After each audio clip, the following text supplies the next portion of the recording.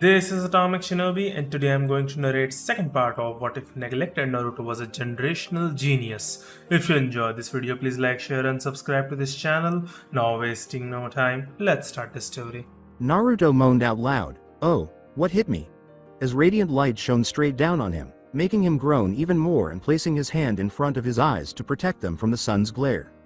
It was extremely hot wherever he was, but he had no idea where he was. His clothes were sticking to him a bit, which made him feel a little uncomfortable, and he was sweating a lot on his forehead. Although the ground was soft and level beneath him, it felt loose and as though it were moving. He thought, "What am I lying on?" and started to sit up. He discovered sand covering the back of his neck when he tried to rub it. He noticed that his entire back was covered in sand when he looked all the way behind him. Before he finally looked around and saw that they were currently in the shade of a few piled up cacti that were stationed in the middle of the desert, he exclaimed, "What the?" He yelled, "Where the hell are we?" which caused motions to stir beside him. He glanced over and saw Itachi and Enko lying beside him, though they appeared to be starting to wake up. He shook them both awake and said, "Guys, wake up, we got problems." He last recalled being with the other teams that passed the initial tests in the classroom. "Okay already, take it easy dude," Enko grumbled as she sat up and rubbed her eyes together. Itachi followed suit, blinking his eyes. They both started to awaken and became aware of their location. They attempted to dispel it and blinked wildly, as though they thought it was a genjutsu.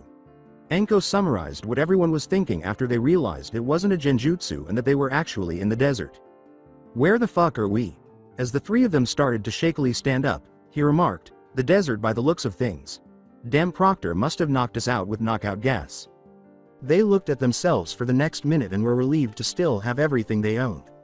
Naruto was particularly grateful that no one had stolen his blade, but he kept it hidden in a storage seal on his right wrist because he didn't want anyone to see his exquisite blade just yet. As Itachi glanced at one of the cacti and noticed that there was, in fact, a note pinned to the center cactus, he exclaimed, "There's a note." They all stood up and walked over to it. Not wanting to be hit by one of the cactus plant's prickles, Itachi carefully removed it and read its words. "Well done on passing the first test. The real test is about to start. Your group has to survive after becoming stranded in the middle of the Suna Desert. You have 5 days to get back to the village of Suna. You will be eliminated if you do not return within that time frame. There will be a surprise along the way." Enko and Itachi couldn't help but agree with Naruto's sardonic remark, "Oh goody, this sounds like a heap of fun." As the two sighed and shook their heads, Enko cried out, "So we are stranded. Who the hell came up with this stupid idea?" Naruto looked around them and said, "5 days, huh? I don't suppose anyone actually know which direction we have to go in, do you?" Though he was more concerned with obtaining food and water once they ran out, Itachi added, "I guess that is another thing we have to figure out. Navigation and stuff like that. Well, if we have 5 days, then I guess we should aim to get there sooner than that. Everyone check your packs to see what food or water we have, since water especially is going to be something we will need to treasure in the desert." They soon figured it out, though it took a few minutes. In addition to a few ration bars and 1 rice ball each, they each had roughly 2 bottles of water. Although it was little, it would have to do. If we run out, then we either have to hope we find some kind of oasis and that Kami is smiling at us, or we make quicker haste towards finding Suna. Naruto and Itachi were both forced to consider Enko's statement. "Well, that is great and all, but how exactly do we find Suna? I don't see anyone with a compass." After giving it some thought, they wished they had a map and a compass. However, they needed to find a new method of returning to Suna if they wanted to be Chunin. Itachi said, "Naruto, to get the blonde's attention. Your sensor ability, how far can you sense with it?" "My sensor ability? I can sense pretty far. I mean, when I was 5 I could sense at least a few miles, but I have never tried anything that long range. I know there is no chance I could sense all the way to Suna since I have no idea how far out we are." As she considered how she could assist, Enko said, "Don't try to find the village, instead look for the nearest sign of life and we can head in that direction. What about your Sharingan?" "But what if the other sign of life is another team? It's a chance we will have to take. Plus my Sharingan can't see that far," replied Itachi. "I got it." As they turned to face Enko, who was beaming with pride, they both stopped talking. Both boys raised their eyebrows when she said, "I know how we can find our way back to Suna." Enko smiled and Naruto said, "Would you like to tell us this way of yours?" She said, "Better. I can show you," and then she bit her thumb and put it on the floor. "Kachiyose no jutsu. A small green Skinned snake appeared and slithered up Anko's arm as a tiny cloud of smoke appeared just in front of her. The snake said, "What can I do for you, Miss Anko?" "Rella, do you think you could point us in the direction of the sand village, Suna? We have to make it there in the space of 5 days, though we don't have much food and water, so we would prefer to get there as soon as we can." When its body coiled around on the sand, the snake nodded its head, slivered back to the ground, and raised its head. The three of them waited for a few minutes while its forked tongue slipped out of its mouth and tasted the air, and the 2 slits that served as its nostrils smelled the air. After the allotted time had passed, the serpent's eyes twitched and it started to slither away, gesturing for the 3 of them to follow. They quickly followed the snake, with Anko in front and Naruto and Itachi in back, after donning their cloaks to shield their bodies from the scorching sun and try to stay cool and avoid getting sunburned. As they gathered their belongings and started to pursue the snake, Naruto remarked to Anko, "Wow, that was handy. How did she find it so quickly?" "I had Rella familiarize herself with the scent that Suna gave off. It may not be a person, but the village does have a unique smell accustomed to it. Plus my summoned snakes can sense chakra too with their inferred vision, picking up heat signatures from a great distance. We may be far out, but a snake has great enhanced senses to that of a person." Itachi nodded in agreement with the explanations, and Naruto whistled to himself. Summoning animals really are amazing, and the things they can do can even trump a shinobi. You know, I kind of wish I had one myself. They would really be amazing to have as a partner. "I agree. They would be greatly beneficial. It is a shame the Uchiha does not have a summoning contract bound to us like a few other clan in the world. I can see they would be of great use." As they kept following Rella, Anko turned back to Naruto. "Well, aren't you going to sign the Toad contract, Naruto? I mean, your dad had signed it as well as his sensei Jiraiya, who is like always with your family. Wouldn't you sign that?" For a brief moment, Naruto's face turned cold, but he steeled himself and turned his head away. Though he muttered the last part, he stated, "No, I probably won't be signing it. Knowing my parents, they will probably just give it to the twins and Mina and leave me out as usual." Both Anko and Rella gave him a slightly perplexed look before turning back to the scene in front of them. She wanted to know what he meant when he said, "Why would you say that? I am sure they will let you sign it if you asked." However, Itachi shook his head at her, seemingly telling her to stop asking. He thought about other animals that might have contracts with them that he would love to have been added. Besides, just because I won't have the toad summons doesn't mean I won't have a summoning contract one day. It might not be the toad, or slug, or the ape contracts that Hokage, Sama and Arrow, Senin hold, or the ones Ba, Chan and Gigi have, but I will hold one eventually and it will beat the other contracts." Anko gave a shrug. "Well, good luck with that. Summoning contract aren't exactly easy to come by." As they followed Rella, he remarked, "Then I will have to be on the lookout in the future." Dusk, the group took a brief break at a small rock formation that offered some cover that they could use as shelter after hours of hiking through the hostile Suna Desert and depleting roughly 1/3 of their water supply. After expressing gratitude and successfully capturing a desert mouse as a reward from Anko, Rella vanished and returned home. Before putting on their sleeping bags for the first night, the 3 of them prepared a simple dinner using what they could spare. The moon and the cool desert winds made the night extremely cold in contrast to the oppressive heat of the day. With Itachi to his right and Anko to his left, Naruto lay on the soft sand and gazed up at the starry sky, saying, "It's a nice night tonight." "You know," Anko said, turning to Naruto while resting on her elbows, "why don't we just travel through the night instead? It would be a lot less strenuous since we won't have the heat of the sun hitting us and no one would be expecting it." Itachi said from his position, "I had considered that, but there lies a problem with that theory. If we were to travel at night, we would have multiple problems with defending ourselves as well as making our way to the village. There will be no daylight, so we will not be able to see a thing. Plus there are poisonous animals in the desert. Had if we tread on one in the dark and it hits us?" Anko considered it, and Naruto nodded. "I guess that's a good point. But can't we use the light from the moon? And what would happen if one night the clouds cover the moon, therefore giving us no light?" As he spoke to her like a child, Anko pouted and returned to lying on her back with her arms crossed while Naruto gave her a playful glance. "Fine then." Anko shook his head at his teammates' laughter as he kept looking up at the sky while Naruto and Anko engaged in idle conversation. Despite knowing Makoto was more than capable of taking care of herself because she was a strong shinobi, he asked himself, "I wonder how Ka-san is doing back in Suna." While engaging in idle conversation with Anko, Naruto recalled the snake he had witnessed Anko use earlier. This prompted a question he had about Anko ever since he first met her and witnessed her use those snake abilities. He called out to her, "Hey Anko," to get her attention, "how did you get the snake contract anyway?" He noticed that Anko, who was standing next to him, froze and had a momentary panic attack before narrowing her eyes slightly and staring at him.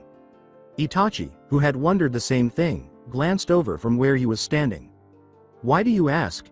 You have never wondered before," she responded. "The snake contract is a very powerful summoning contract, and as you mentioned earlier, it's rare to find one because not many shinobi actually have one. I was curious about how you obtained yours. I was curious about how you have it after my Gigi told me about one of his former students who went bad and took off when I was just a few years old." Gigi claimed to have the snake summoning contract and took it with him. When Naruto turned to face Anko again, he was taken aback to see her lunge at him with a furious and distressed expression on her face. When she landed on him, Naruto swiftly reversed the situation, used his superior strength, and flipped her onto her back while pinning her hands to her sides and placing his knees on hers to prevent her from kicking him. Naruto gave Itachi a look that told him not to help, even though Itachi was about to do so. She yelled, "Don't you dare say that! I earned that contract and that bastard betrayed me," as Naruto covered her mouth to prevent any teens in the vicinity from hearing her. He was a little surprised to see tears streaming down her face, but he said, "Anko, we still have the second exam. You must try and be quiet. Anko-chan." She sobbed as Naruto was unsure of what to do and simply put his arms around her and hugged her into his chest. "He promised he would look after me, but instead he turned his back on me, saying I outlived my usefulness and branded me forever with his curse mark. I trusted him." Although Itachi remained silent, he listened and felt sorry for his friend. Anko sniffed a little before Naruto gently prodded, "Tell me what happened to you, Anko-chan. Tell me so I can help you." She described how, when she was 4 years old, the snake Sanin Orochimaru showed interest in her, took her under his wing, and established himself as her mentor and guardian. He had taken her with him when he abandoned the village, and they had been together for 4 years. She initially described him as a kind individual who put her at ease, but he would frequently vanish for extended periods of time, growing increasingly sinister each time. Then one day, when he returned, he baked her without warning and applied a seal of some sort to her neck, which sent her into a state of terrible agony, as if her body were being torn in two and on fire. He shook his head at her when she woke up, telling her that it had not produced the outcome he had hoped for, and then simply left her where she was, never turning around. After 2 days, a group of Konoha Hunter.nin discovered her and promptly brought her back. Naruto looked at the seal on her shoulder and asked angrily, "Why has my father and mother not tried to get rid of this seal?" But Anko shrugged. "I'm not too sure. The Hokage said the once that without knowing the formula Orochimaru used, it would be difficult to destroy it. Plus they said he put some of his essence into it, making it darker, and it made those uneasy to try and tamper with it in case it backfired." Although it made sense, Naruto nodded and acknowledged their point of view, which still infuriated him as he covered the seal. He said, "Anko-chan, look at me," as Anko raised his head to look at him. "As you are aware, I am currently training to become a master of Fuinjutsu, and after seeing this seal and learning about your experience, I will promise you this right now. I swear that I will obtain your seal and hold Orochimaru accountable for causing you pain."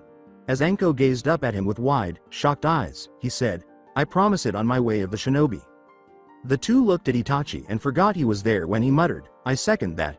We will make Orochimaru apologize for ever hurting you, Anko-san. Justice will be served to you." "Guys," Anko said softly before snatching Itachi and Naruto from where they were lying and giving them both a tight hug. Before deciding to call it a night and get ready for the second day of trekking through the Suna Desert, she muttered, "Thank you both so much." The two boys grinned and gave her a hug in return. The following morning, the moment the sun hit their faces, the three of them awoke and hastily packed or sealed their belongings before returning to the sand village. When Anko used her snake summon, she appeared happier than either of the two boys had ever seen her before. This time, however, she led the way more quickly because none of them wanted to spend another 4 days in the intense heat of the Suna Desert. When they came across a few rows of cacti along their path, they could feel Kami grinning at them. Since cacti are known to store water, Naruto chopped off some of their parts.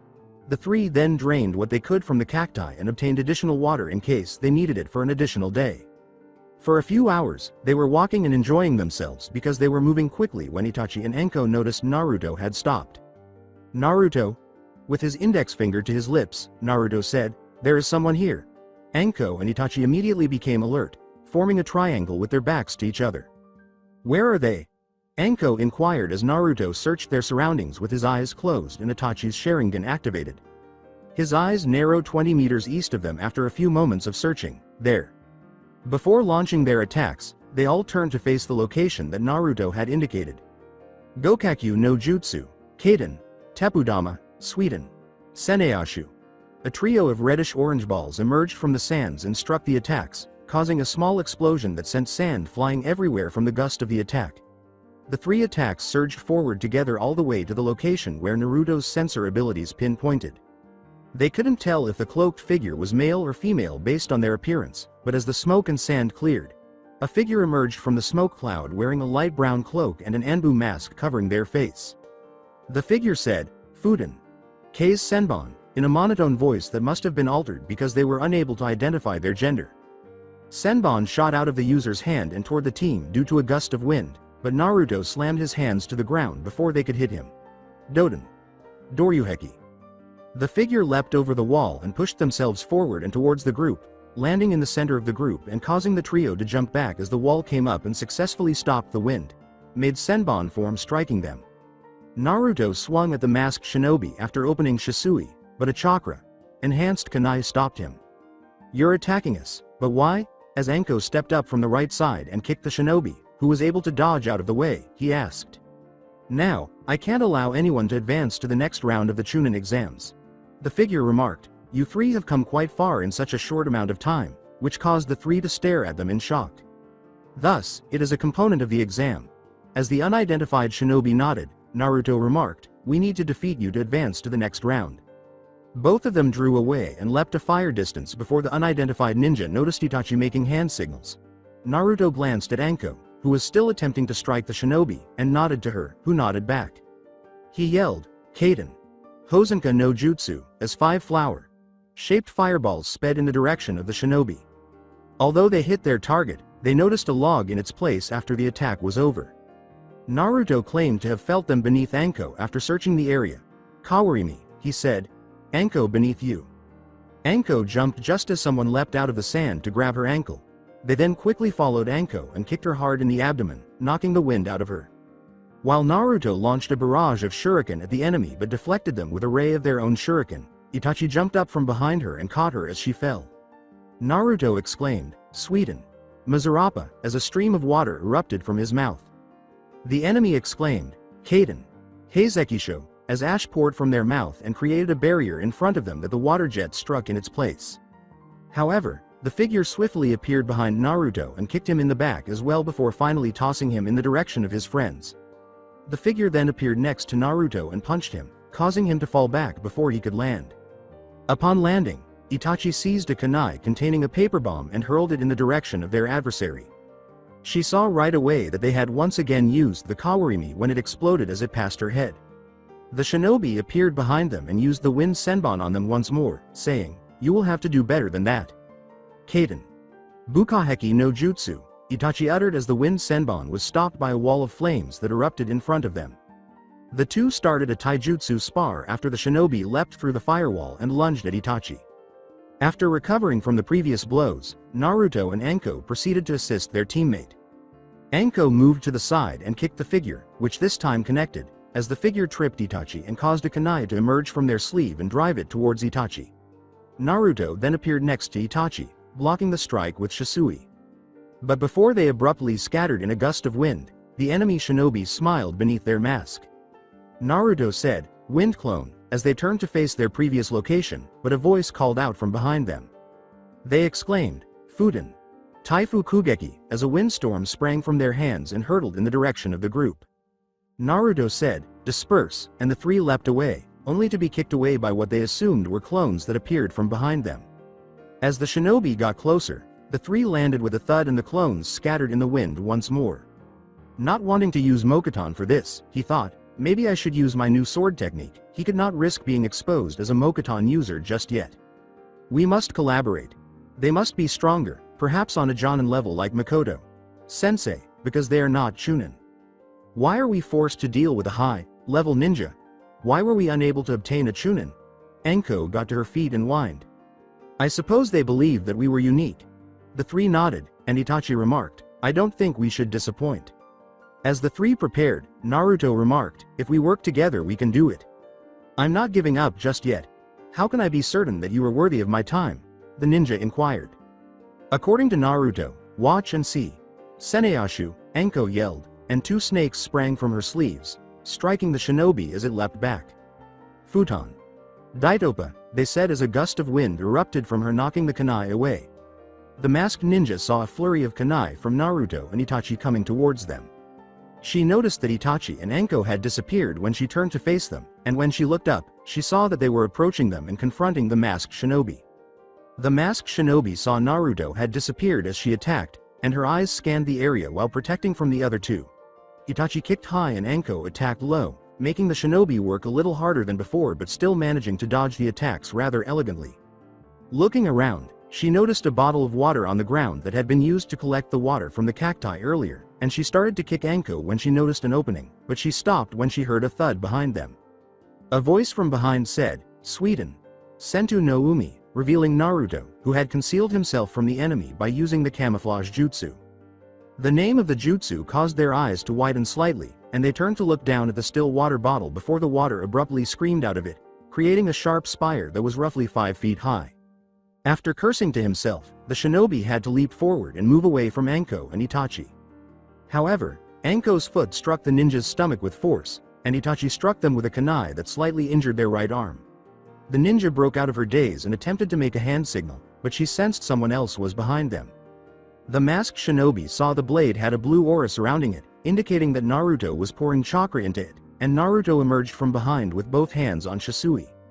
He briefly raised the sword with both hands while directing his chakra through the blade before swinging it downward, leaving an afterimage in its place due to the speed at which he did so. Shigur Kiri.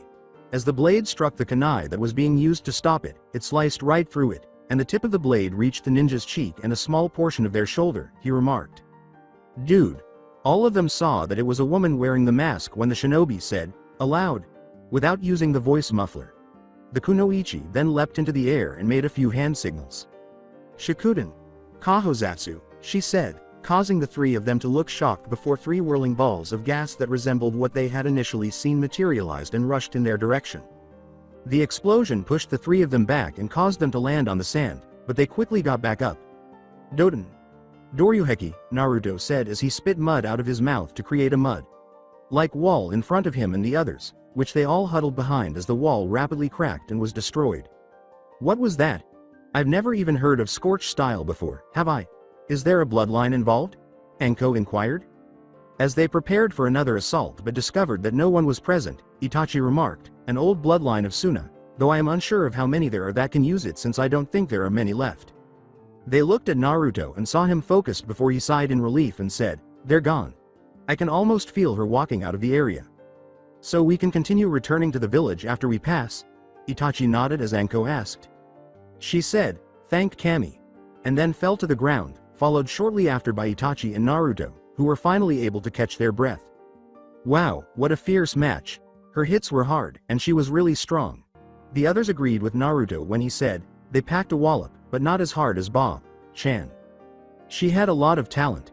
She must have been Jonin level based on her strength and speed, as well as my observations of her movements using my Sharingan." Itachi, who was breathing heavily from the fight, said, "I believe my Ka-san would have even had a little trouble with her." "Well, whoever she is, I hope to battle her again someday," Naruto smiled. "She looks like a really strong opponent." Itachi and Anko had to acknowledge that they agreed with him, but they shook their heads when he said that. While they were resting, they noticed a small scroll sitting slightly next to them. Itachi took it, examined the symbol, and displayed a symbol of the Chunin exams. "That must be for us?" Naruto inquired. "I suppose this is merely to confirm that we passed this test. It must have been left here by the kunoichi right before she left." After accepting the response, they all took a few more minutes to recover from their most recent battle. In other places a few miles from the battle she had just been in, the masked shinobi landed next to a rock formation and took a few ragged breaths to regain her sense of direction.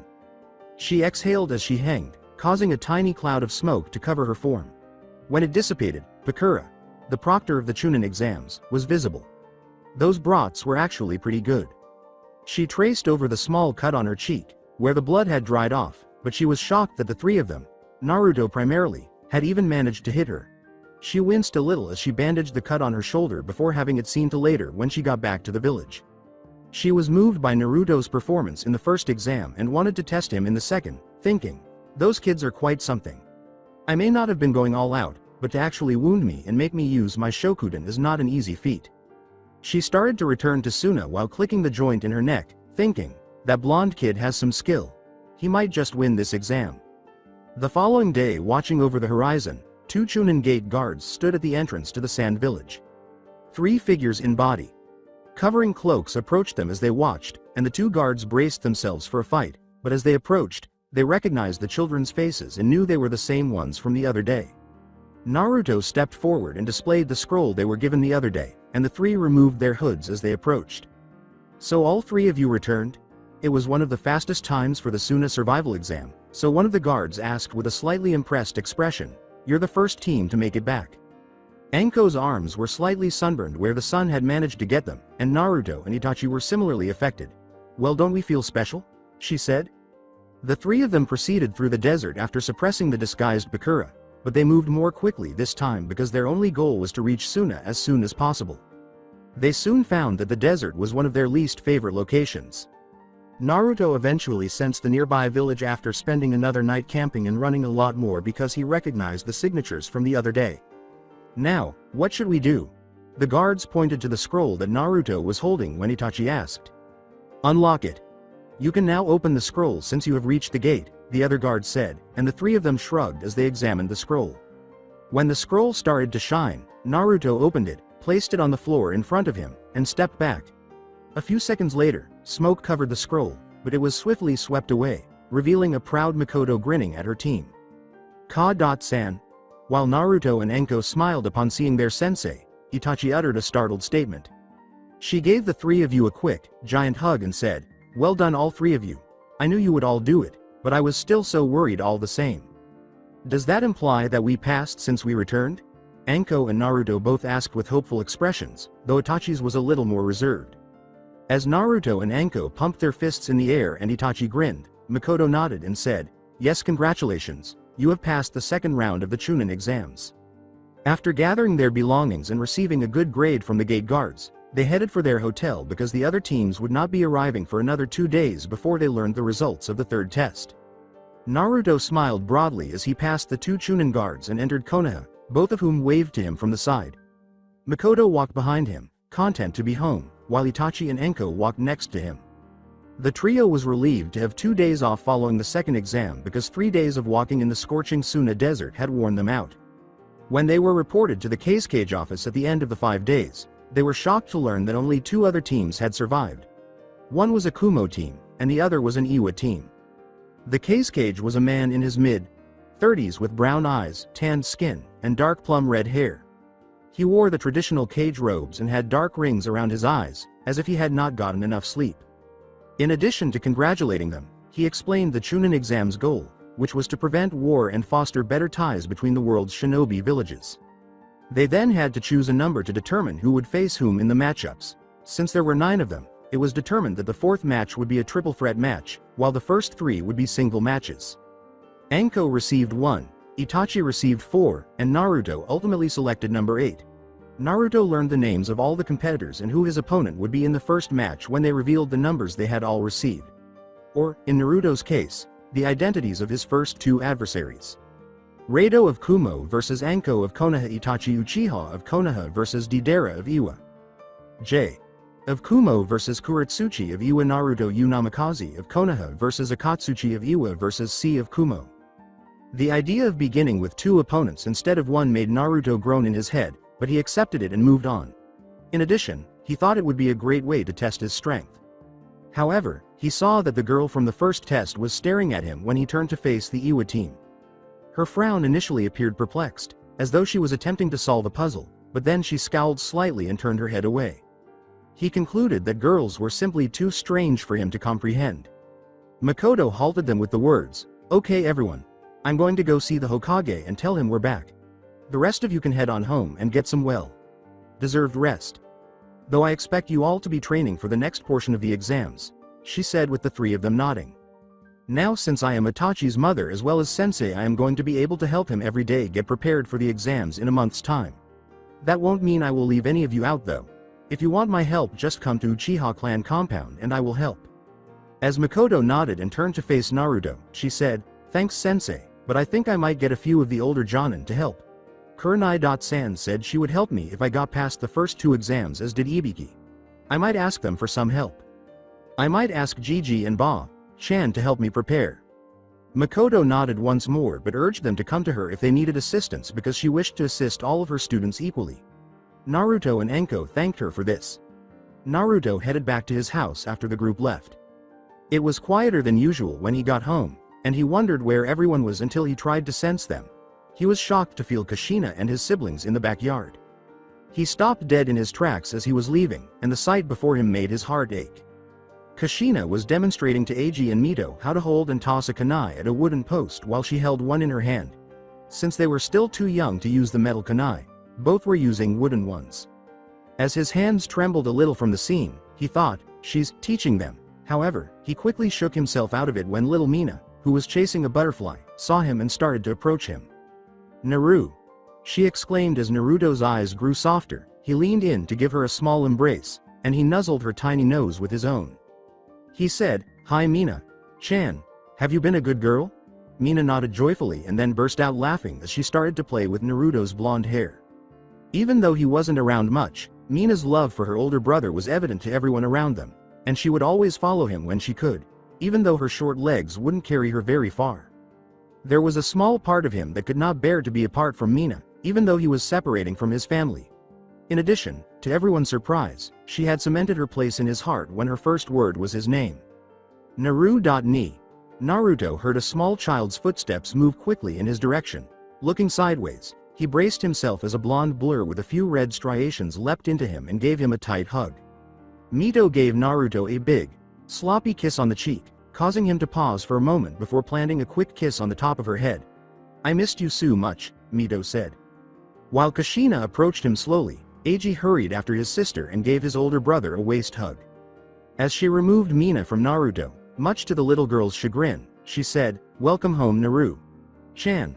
Well done for getting into the third part of the exam."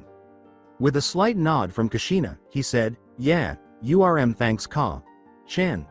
I'm just lucky to have a great sensei and teammates." She teased her friend, saying, "Really, Makoto? Baka is a good sensei. Who knew?" But stopped when she noticed Naruto give her a slight glare. He rubbed his eyes and turned to go back inside after saying sternly, "Don't speak about Makoto-sensei that way Ka-san. She has done her best and I am forever grateful to be under her tutelage. I'm going to bed. I'm a little tired from the trip."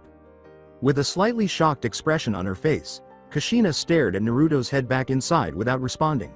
She shook her head and thought, "Naru-chan has never glared at me before. He's just tired and needs his rest."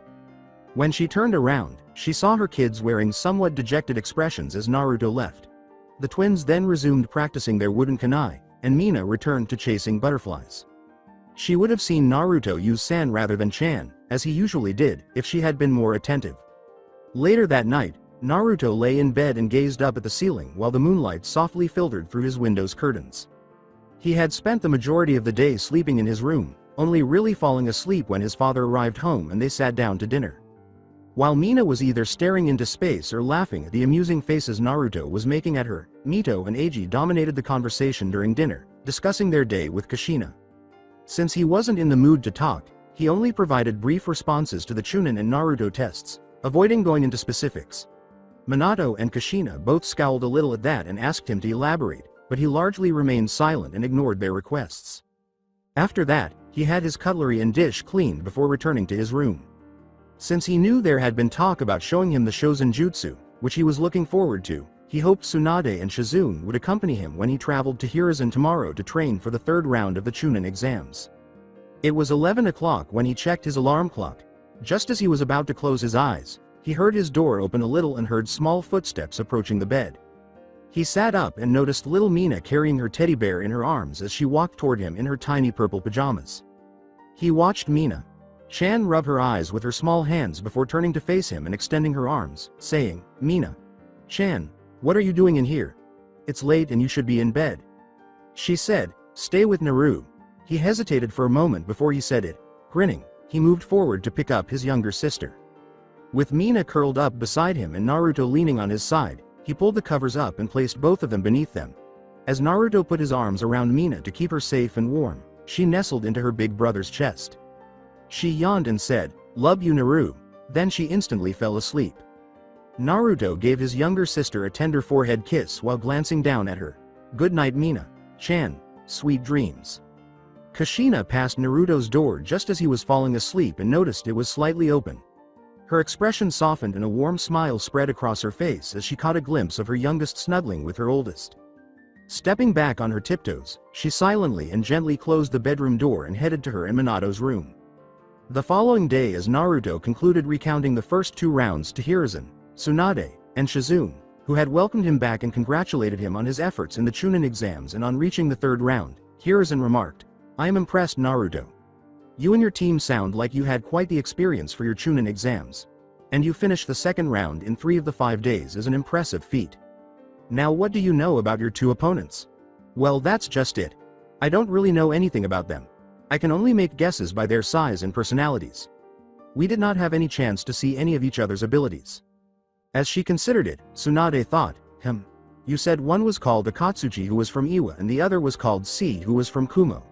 How big would you say they were?" They all nodded when he said, "Very big, bigger than other kids my age." "In that case, I can bet they will favor their physical strength and will end up lacking in speed.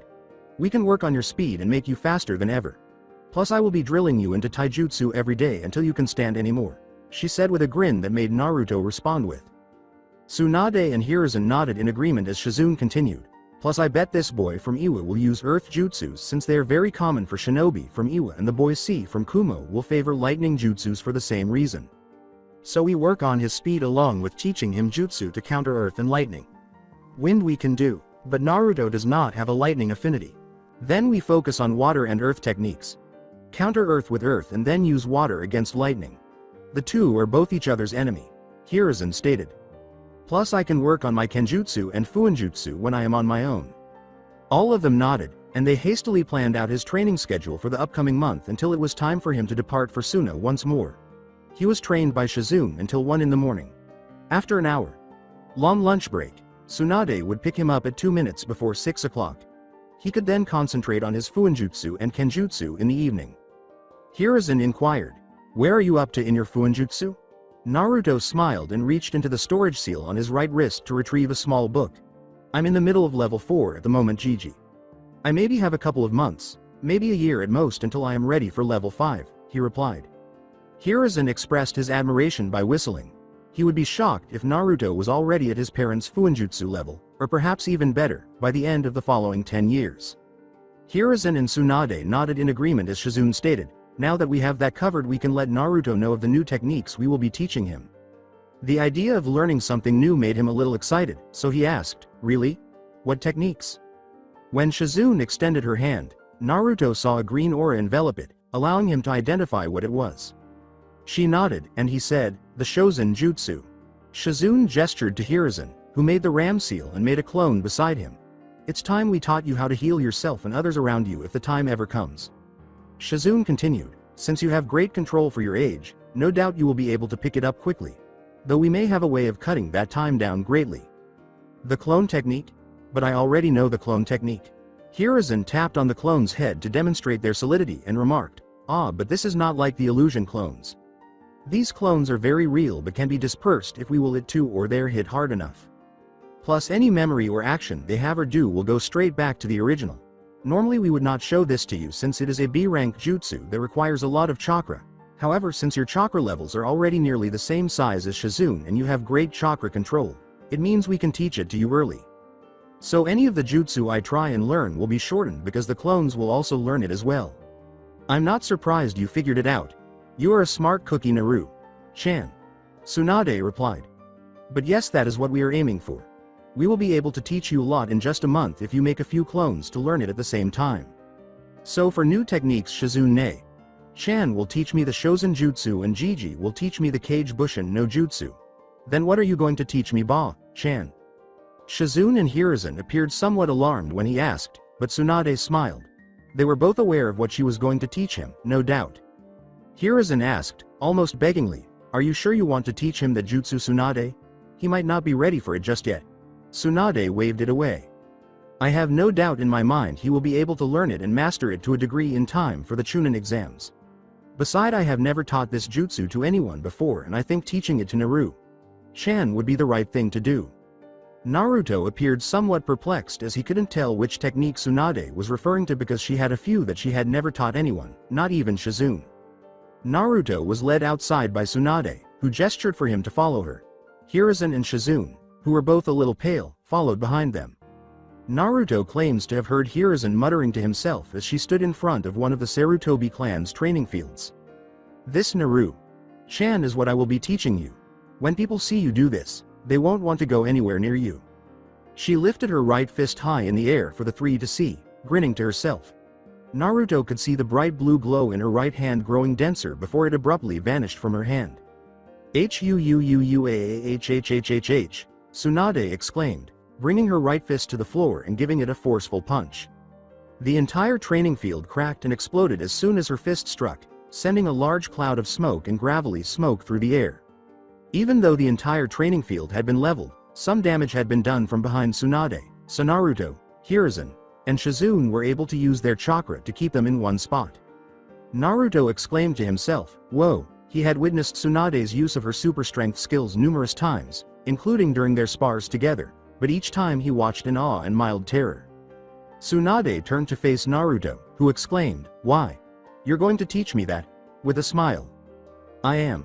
But remember Naruto, this technique of mine is very dangerous and therefore you must always be very careful since one false move and all that chakra you build up in your hand could be released too early or too late and will result in your hand being blown to pieces." Naruto swallowed. "Also, you must not teach another person this technique without my approval. The last thing I want are too many shinobi knowing my trademark technique and it somehow being used against us. Understand?" she asked and Naruto nodded. Naruto smiled contentedly. His eagerness made the three elder shinobi smile, but before they could move forward and start training, an Anbu showed up. Tsunade. "Sama, Sandame. Sama, Shizune-san. The Hokage has requested your presence in his office. He says it is of the utmost importance." The three of them gazed at Minato's request with astonishment and interest. As the Anbu vanished, Hiruzen replied, "We will be right there." "Well, Naruto-chan, you can stay here if you like and practice, or you can head on home and we can begin tomorrow. We best go see what your father needs," Hiruzen stated to the young blonde. Before the three of them shunshined away, Naruto said, "Okay Gigi, I'll see you all later."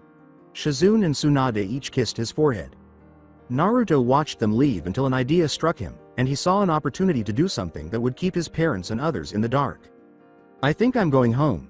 Before smiling and rushing back home, he thought, "I have something I want to learn and surprise everyone with at the Chunin exams." Office of the Hokage. Before the new group arrived, Tsunade, Hiruzen, and Shizune were taken aback to see Minato, Kushina, Jiraiya, and Kakashi standing there chatting among themselves in the Hokage office. They could see that Minato had a joyful smile on his face as he said, "Ah, I am glad you are all here. Jiraiya here has important information for us which the three of you need to hear." While Kakashi and Kushina stood off to the side, Tsunade, Hiruzen, and Shizune turned to face Jiraiya, who appeared a little more serious than usual. "The prophecy from the toads have changed and I now know for certain whom it speaks of. The prophecy speaks of two children born from two powerful parents that reside in a leaf will stage a great revolution in our world and will lead us to an era of peace." As Hiruzen spoke, the three raised their eyebrows once more. "I have an idea of who you mean, but I would like you to say it anyway." "Mito and Eiji, I know in my gut they are the children of prophecy. I am sure of it as are Minato, Kushina and Kakashi." Tsunade stood with her hands on her hips and interrupted, saying, "Okay, well, that's all fine and dandy. But why gather us all like this? Surely this is something you could have told us at a separate time. Since Eiji and Mito are the children of prophecy, we need them to be ready when the time is right. We know it early, but we think it is best to start their training early, to make them as strong as possible for when the times comes," Kushina said in a way that shocked the three. Kushina. "Sama, don't you think 5 is a little young? I mean, yes, the three of us began training Naruto when he was 5, but that was because of the Kyuubi attack. The twins won't have an incident like that during their youth, I imagine." "As true as that may be, Shizune-san. The twins are special as we have just found out while Naruto is not. We know what we're doing. Jiraiya said with a nod. Although Tsunade, Shizune, and even Hiruzen were somewhat shocked by Jiraiya's remark, it quickly vanished as they realized how incorrect Jiraiya was. Although the remark somewhat disappointed Kushina and Minato, they did nothing about it. Anyway, with this information we will all be needed to begin training them as soon as possible. We want to create a charter for when we train them and what we will each teach them, said Minato. We're thinking I will teach them taijutsu, Kushina can focus on fuinjutsu and possibly kenjutsu, Kakashi will take stealth and trap making. Suande and Shizune, if you take medical ninjutsu then we can. No, Tsunade glared at Kakashi, Jiraiya, Kushina, and Minato as their heads turned abruptly to face her. Behind her, Hiruzen and Shizune stood with expressionless expressions. Kakashi questioned, "No? What do you mean no Tsunade, Sama? What do you think it means Hitaki? I am not training them. I have already promised to help Naruto with his training for the Chunin exams. We already have a schedule for him and the three of us have promised him." Jiraiya walked forward and touched her shoulder, saying, "Haim." Before he felt excruciating pain in his hand as Tsunade gripped it tightly, causing a few bones to crack slightly, he stated, "The twins are more important. We can easily find someone to take over Naruto's training for the month. I'm sure the Gaki will understand. The twins need to come first in this." She turned around and started to leave the office, saying, "And when will you understand that I won't turn my back on him in his time of need? Unlike some." Kushina scowled at the statement and became even more perplexed when she heard Tsunade laugh. "What do you mean by that? No one has turned their backs on Naru-chan?" she asked. After saying their goodbyes, Hiruzen, Shizune, and the Senju woman left the room, followed by Tsunade. Jiraiya held Minato's hand and Minato asked, "You alright, sensei?" "I am surprised Tsunade said no. I thought she would have jumped at the chance to teach the twins." As Minato and Kushina nodded, he said, "Don't worry about her. I will talk to her and I will show her that the twins need her more than Naruto does. We can have someone train the kid right. They need to see that Mito and Eiji are going to need our help a lot more than Naruto ever will. It's for the greater good." Kushina responded, "Right." Minato sat back and took a deep breath, while Kakashi shrugged his shoulders and pulled out his Icha Icha book. She glared at him, saying, "However, please don't say that Naruto is not special, Jiraiya. He is special and I don't want people saying he is not. All children are special." Jiraiya quickly dismissed it, saying, I know. She didn't want to offend the redhead. He said in a perverse way, "Well, I will see you all tomorrow. However, I have some research to do," before vanishing. While Minato grinned slightly at his sensei's antics, Kushina remarked, "That man will never change." Alongside Naruto hurriedly opened the door to his father's office and crept inside, thinking, "Good thing 2.san and Ka.san are not here, otherwise they would probably not approve of me trying to learn what I need for that technique." He entered the room, hurried over to his father's desk, and knelt down. He struck the desk 3 times from underneath before a tiny cabinet unexpectedly opened to reveal a few scrolls. When he was 7 years old, he stumbled over his own feet and discovered the small hidden cabinet. This is how he discovered this secret cabinet. He was shocked that his father hadn't installed a locking seal around it after figuring out how to enter, which was simpler than he had anticipated. Naruto smirked slightly as he thought, it was a bit of a rookie error, but 2.san probably never imagined someone would actually have the stones to do this. 2.san owes me at least this much, but I doubt he would be overly pleased with this. He soon found the openings he was seeking as he perused the scrolls. The rank of the jutsu that Naruto wished to learn was written on the scroll's side. Most people would have said Naruto was not prepared for the A-rank jutsu, but he believed he was. With a little ink, he swiftly poofed out a scroll and brush from his right wrist, opened the scroll, and started copying the text that was written on it. Because he had learned fuinjutsu, he was able to write very quickly, and in less than a minute, he had recorded everything that was in the scroll. His gaze swept over the copy scroll he had just created, making sure it contained all the information he required. When he saw it, he immediately put his father's jutsu scroll back in the cabinet and locked it up, as well as his equipment and the new scroll. He stood up and hurried out of the office. He had a slight grin on his face as he shut the door behind him. He was constantly in awe of his ability to steal jutsu from his father's and mother's library at any time without being discovered. He even succeeded in doing it one evening while they were inside the house. Then again, Shizune-san did say, "I have pretty impressive stealth skills. I could probably paint the Hokage monument in broad daylight if I wanted to and still get away with it." He was aware that his mother and father would likely be a little upset to learn, but he knew it would be well worth it to see how they and everyone else would react when he used said jutsu. He left his room after shaking his head and promptly started studying from his book on Fuinjutsu level 4. The following day with Anko as she dodged a blow from Ibiki Morino, a man in his early 20s who worked for the T&I division in Konoha, Anko gasped a little. Ibiki had taken an interest in her since she had come to Konoha and occasionally showed her a few things. Anko and that enjoyed spending time in the T&I building. To her, the agonizing cries emanating from that location were like music. Kurenai Yuhi, who had agreed to help Anko prepare for the tests, was standing to the side of the tiny field, watching Anko battle Ibiki.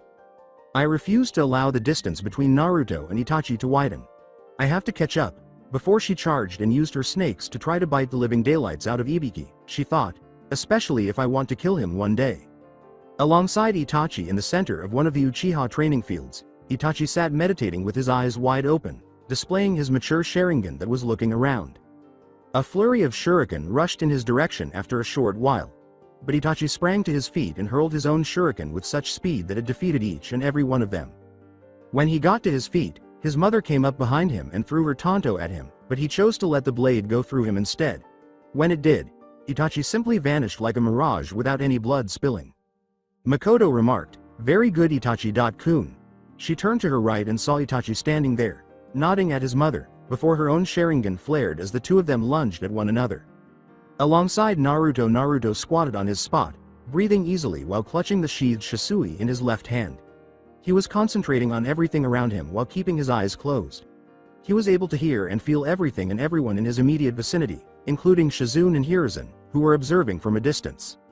His eyes popped open as he finished inhaling, and he bounded forward, stopping a few meters short due to a small boulder in his path.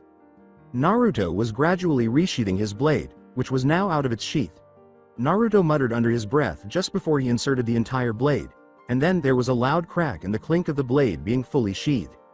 The boulder was now cut clean in two, and everyone looked to see it. Shizune turned to face Hiruzen, who was also smiling, while Naruto smiled. As Naruto stood in the middle of the Suna Chunin exam stadium, the audience roared and cheered. The Iwa and Kumo teams were on his right, and Itachi and Anko were on his left. Naruto muttered, "That's a lot of people," and Anko and Itachi had to nod in agreement. There were many foreign shinobi in the stadium, along with nearly all of Suna's shinobi and civilians. When Naruto heard the words, "Go Naruto," he looked up at the stadium and blushed a little before grinning upon seeing Hiruzen and Tsunade Shizune among the crowd. Tsunade even created a huge flag that read, "Team Naruto," and was displaying it. Rather than feeling ashamed, he simply smiled at Tsunade, gave him a thumbs up, and laughed. Makoto and several members of the Uchiha clan, including Fugaku, Sasuke, Ria, and Shisui, a member of Itachi's family whom Naruto had previously met, were standing next to them. Similar to Itachi, Shisui also lacked the Uchiha stick in the ass. While Sasuke was grinning broadly and encouraging Itachi, little Ria was sitting on her mother's lap, looking around joyfully at the new location and waving her tiny hands at her older brother. The Kumo and Iwa people, who were mainly silent and stoic, were on the opposite side of the stadium. However, Naruto saw that many of the Iwa shinobi were glaring at him or looking at him with interest. They would want to leap from their seats and attack him because of the glares they give him. His father, the Kazekage, the Raikage, and, somewhat unexpectedly, the Tsuchikage were then up in the Hokage box. His father had Kakashi standing next to him as a bodyguard while he was occupied talking to the Kazekage. The Kazekage had a tanned man with white cover covering half of his face. The Tsuchikage was a very short elderly man with thick eyebrows, a large red nose, a triangular beard, and a mustache with sharp corners. He has long white hair on the lower half of his head, styled in a traditional Chanmage cut, but the top of his head is completely bald. He wore a coat that was primarily red and green over his shinobi coat. The big man next to him was dressed in the traditional red Iwa uniform, but his right arm was sleeveless, exposing his larger arms. The same Jonin who had accompanied him to Konoha a little more than a year prior was then standing next to the Raikage. Naruto was aware that his own family was absent from the stands as he awaited the proctor to start the third exam. In order to avoid the possibility of assassination attempts, Minato and Jiraiya had determined that it would be best to keep Mina and the twins in Konoha before departing for Suna. Naruto was upset that Kushina had agreed so easily. He questioned whether his parents had any recollection of him at all. They were threatening over the twins even though they had not expressed any concern when he left for Suna more than a month ago. They would watch from Chunin Stadium in the Leaf instead of traveling to Suna, where the Chunin exams would be shown on a large screen for those who had not traveled to Suna. He then looked in the direction of the shinobi he and his group would have to face, but he saw that the Iwakunoichi was staring at him. Kuretsuchi, whose name he remembered, was dressed exactly as before, but her eyes were full of self-assurance. His thoughts were, I bet she has gotten a lot stronger since her grandfather is the Tsuchikage after all, as he glanced back up at the cage box and saw Onoki grinning proudly down at his granddaughter before turning to face Naruto, who narrowed his eyes and scoffed a little. Suande, who was closely monitoring Naruto from the stands, noticed where his eyes were going and saw Onoki staring at him. With a growl in her throat, she threatened to hurt Onoki if he attempted anything during the tests. As she tapped her friend on the elbow after noticing his frown, Anko raised her eyebrows slightly next to him and asked, "You okay, Naruto?" He turned his head away from the stands and concentrated solely on the ground in front of him. Yeah, I'm fine. Just thinking that all," he said. She snickered a little as she said, "Always dangerous," and Naruto nearly tripped her by knocking her with his hip. He received a glare back. The Konoha as they waited and watched the Chunin exams. Kushina sat in the cage box with several clan heads, wondering how well Makoto's team would perform given that she had boasted that her team would definitely make Chunin the first time. Many people laughed at it, claiming it was absurd, but they were still intrigued. Mina, who was sitting on Kushina's lap, was giggling joyfully when she saw her brother on the large screen. As her daughter Ino sat at her feet, joyfully playing with Mito and the other clan kids, Inora remarked, "If it weren't for the eyes, he would be a carbon copy of Minato." Soon a tiny cloud of smoke emerged from the middle of the arena and was swiftly carried away. When Pakura showed up, she stood in the arena and attracted attention to herself by indicating that the matches were about to start. "Good luck guys," murmured Naruto.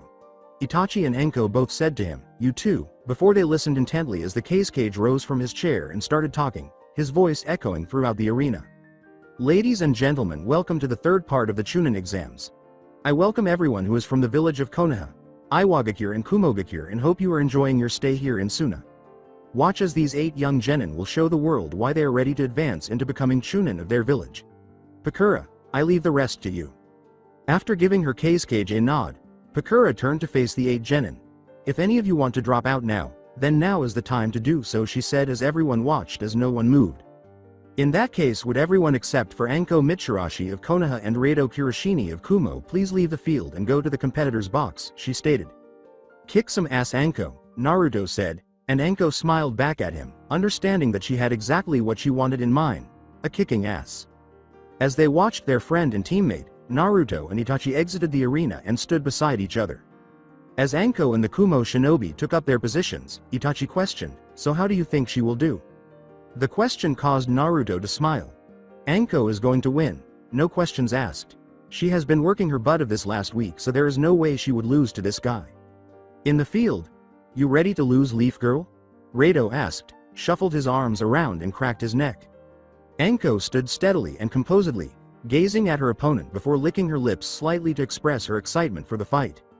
Pakura looked between the two while standing off to the side. Before swinging down, she raised an arm that caused the stadium to quiet down. "Hajime." Reito leapt forward, drew a sword from its sheath on his back, and swung it down at her as soon as the word was spoken. When Anko saw it, he leapt several meters back. Reito continued to move forward, leaping forward and attempting to hit Anko with his blade. He was swinging wildly, but Anko was avoiding the blows with ease. As he threw his hand forward to try to grab Anko's shoulder, he said, "Raiden, Inazuma Zeppin," sending lightning currents through her body. But Kawarimi left Anko and reappeared 10 meters behind him, leaving a log where she had been. Reito paid little attention to her as she stood there, but the shinobi in the stands did, as she leaned down and traced her thumb over the ground. Hiruzen thought, interesting, while observing Anko. As Anko danced a little on the spot, Reito let out a loud growl and took a deep breath. Reito advanced a little more this time and attempted to strike her with his taijutsu, which, judging by the way he was punching her, appeared to be academy-style taijutsu. Because of his somewhat careless punches and kicks, Anko was able to move out of his way with ease and land 10 meters away from him once more. He told Anko, "Damn it, stop dodging and running away, you coward," at which point he felt a warm trickle run down his cheek and something suddenly slice it. A kunai appeared behind him, and a cut appeared on his cheek. Anko pinned his arms behind his body as she shifted from her position in front of him to appear behind him. Rado became alarmed when she licked a tiny trail of blood from his cheek and said, "Who is the coward, you snot?" She shoved him in front of her and hurled senbons at Rado with lightning, fast accuracy. As he took them out, he laughed and said, "Senbons?" He threw them away and remarked, "How pathetic," before realizing that his arms had gone limp. His face lit up with surprise and horror as his other arm abruptly went too. "My arms? What did you do?" When she said, "Those pathetic senbons as you called them were lost in poison," Rado's eyes widened like saucers. "Don't worry, it's not harmful, but it will make your body go numb and limp for a few hours. Don't worry though, you should be fine by the end of the day." "However," she said, a sly smile spreading across her face, "it means you are now all ripe for the taking." When she makes a hand gesture, a huge snake larger than Rado emerges from the ground and encircles the numbed boy, who now appears ready to collapse in terror. Before the snake hissed loudly at Rado, she patted its head and said, "Now you can either surrender or I could have my friend have you as a snack. He hasn't been fed in a few days, so he is mighty hungry." Everyone watched as the snake's jaws opened and its fangs extended in his direction. Rado cried out just as the snake's mouth was ready to swallow him whole. "I give up. I surrender." Anko shrugged as she cancelled the enormous snake and saw Rado fall to the ground like a bag of potatoes. "Darn, that takes the fun out of things," she said. With a slight smirk, Pakura, who was standing slightly off to the side, raised her hand. Anko Mitsubishi of Konoha is the match's victor. As she spoke, Konoha residents cheered and the audience applauded. They swiftly removed Rado after Pakura gave the order for a stretcher to enter the field. "That girl is pretty good. She might have a bright future in the Leaf," Hiruzen stated. Both Hiruzen and Suonde looked at Shizune, who shuffled slightly in her seat before heading back to the field. "Though I wonder where she learned to use poisons." The Raikage complained a little up in the Hokage box, and Onoki gave the girl a questioning glance. "How is it that she has the snake contract?" he inquired. Minato firmly stated, "I'm not at liberty to say that," as Kakashi eyed the elder Kage and Onoki's guard looked into Kakashi's eyes. "I would not bother asking Tsuchikage. When it comes to sharing information, don't expect to get anything back from him or that village of his." The two Kages huffed as Minato glared slightly from his seat. While Kakashi glared at him, Onoki muttered, "Not surprising." The boy always was full of himself, and then Onoki glared back at Kakashi. Minato placed his hand on Kakashi's shoulder as the Hokage box fell silent. "Boy, if you don't stop glaring at me, you will be joining your father in the afterlife," he threatened. Naruto remarked, "Good job out there, Anko. You showed him who was boss," while Anko shrugged. She said, "I did what I could," then turned to face Itachi. "You better win your match because I will be waiting for you in the next round," she said, and Itachi nodded before making his way onto the field. Looking across from his opponent, Deidara of Iwa, Itachi entered the field. With his hands very near a pouch on his side, the blonde Iwa shinobi was smiling. As Itachi furrowed his brow, he said, "Are Uchiha-san? Are you ready to behold my art? It is quite a bang." "Art? Art is fast, something that happens in an instance. It's so quick most don't even see it. Except for me, that is. It's art, it's beautiful. It would be great to defeat you, Uchiha-san. My sensei the Tsuchikage will be pleased with me knowing I defeated someone of the famed Uchiha clan." After he finished speaking, a lot of people stared at him in shock that Onoki had trained him. While Fugaku and the others displayed no emotion, Makoto and other Uchiha members appeared somewhat concerned. Since Onoki had never before expressed interest in taking on a student outside of his family, the other Kages in the cage box stared at him in shock. They pondered what made this particular boy so unique. Naruto said, "A student of the Tsuchikage. He is going to be good then," and Anko nodded. As she raised her hands, Pakura's voice snapped everyone out of their reverie. She turned to face the two, who both gave her a nod. After returning the nod, she yelled, "Hajime." Deidara and Itachi immediately leapt back from one another to the opposite side of the field. With his eyes fixed on Deidara, Naruto fingered his shurikens in his pocket. Deidara reached into the pouch and removed a lump of white clay. Everyone was curious to see what he would do, and everyone was a little grossed out when they saw a hand appear on Itachi's hand with a tongue protruding from it. It started munching on the clay after eating it. Sasuke looked a little pale and said, "I think I lost my appetite, Chan," while Ria pouted and waved her arms at the action, clearly unimpressed. Before noticing that Itachi's eyes had turned Sharingan and were spinning around, Deidara smiled. Since he had been informed that Uchiha could easily apply genjutsu to someone by simply looking at them, he tried to avoid making eye contact and turned his head away. After saying, "Your eye tricks won't work on me," Itachi launched a barrage of shurikens. While his right hand continued to munch on the clay, Deidara called out, "Doten! Doryuheki," making the hand signals. Deidara was shocked to see Itachi swiftly emerge on top of the wall after the wall went U and stopped the shurikens. Kaiten. Gokakyu no Jutsu. To everyone's astonishment and a few people's cries, a torrent of fire approached Deidara and poured over it.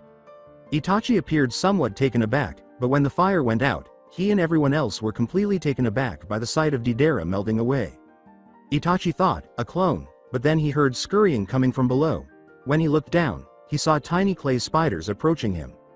Deidara, who appeared far behind him, said, "It seemed you fell into the trap," and made a hand gesture, "Katsu." To everyone's surprise, the spiders burst into flames as he spoke. Seeing her friend in the middle of the explosion, Anko yelled, "Itachi," even though Naruto appeared unfazed. However, she and many others were relieved to see that Itachi was now standing on a log. Itachi said, "Not bad," and now he was behind Deidara, holding a kunai to the nape of his neck. "When did you make the clone? I see the Uchiha live up to their name. I would be disappointed if you did not." And to answer the question when the earth wall went up. When Itachi turned to look behind him, more clay spiders were jumping toward him and attempting to grab hold of him. "But you Uchihas really should pay more attention behind you," Deidara called. Reaching the top of the wall, Itachi leapt high. Kaiten. Ryuka no Jutsu. A dragon's enormous head soared toward the clay, melting and burning the majority of them. Itachi was shocked to see clay owls flying in his direction after the spiders vanished. He made a new set of hand signals while frowning. Raiden. Raiko Senbon no Jutsu, he said as a variety of lightning formed senbons appeared in front of him, which he hurled in the direction of the clay owls. Since he was primarily fire-based like her, Anko was unaware that Itachi even knew any light jutsu. Therefore, she asked, "Since when does Itachi know lightning jutsu?" "Must have picked it up during his training," told Naruto. The owls were struck by senbons from the lightning, and they all fell to the ground. Itachi noticed that Deidara had a big smile on his face as he turned to face him. Deidara remarked, "You're in range," as he saw a tiny clay bird emerge in front of Itachi out of the corner of his eye. He saw that he was simply too close, so he jumped back as far as he could and his eyes widened. As the tongues in his hands wavered in all directions, Deidara appeared to have won. "Now you know that art is an explosion." A couple was knocked off their feet when a tiny shockwave struck the arena from the clay bird that exploded directly in front of Itachi. There were now cracks and a large indent in the walls that it was near. Itachi leapt out of the smoke cloud, his limbs still whole but with burns on his right hand and leg and some blood streaming down his right cheek. But as soon as he touched down, a centipede made of clay emerged from the earth and wrapped itself around him. When Deidara appeared in front of him, grinning and holding up the hand sign for the explosions, it held on tight. The last thing Deidara said was, "Any last words, Uchiha? I would hate to make a mess." He was waiting for Itachi to say something, but Itachi just grinned slightly and said nothing. Deidara was infuriated by the grin alone, wondering what Itachi had to be smiling about. He was going to inquire as to what was making him smile, but the Uchiha abruptly vanished in a swarm of crows as he approached Itachi. Itachi's voice said, "If I were you, I wouldn't make that hand sign," but Deidara felt a sudden clamping sensation around him. He was startled to see the clay centipede, rather than Itachi, wrapped around him when he looked down. "What? I don't understand," he said, noticing that Itachi Sharingan's eyes were spinning as he materialized in front of him without any injuries. "A genjutsu? You have had me in a genjutsu. When did you put it on?" He remarked, "The moment you first looked in my eyes at the beginning of the match," as the actual audience, who appeared somewhat taken aback, emerged as everything around them abruptly broke away like glass. Naruto and Anko were all staring at him, and the Uchiha clan was also smiling. Pakura approached the two boys and declared the match over after being impressed by Itachi's control throughout. The winner is Itachi Uchiha from Konoha.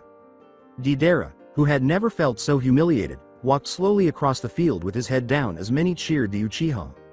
While his Iwa partners showed him some sympathy, he observed the Tsuchikage shaking his head. However, he silently vowed to make Itachi pay as he turned to face Itachi with hateful eyes.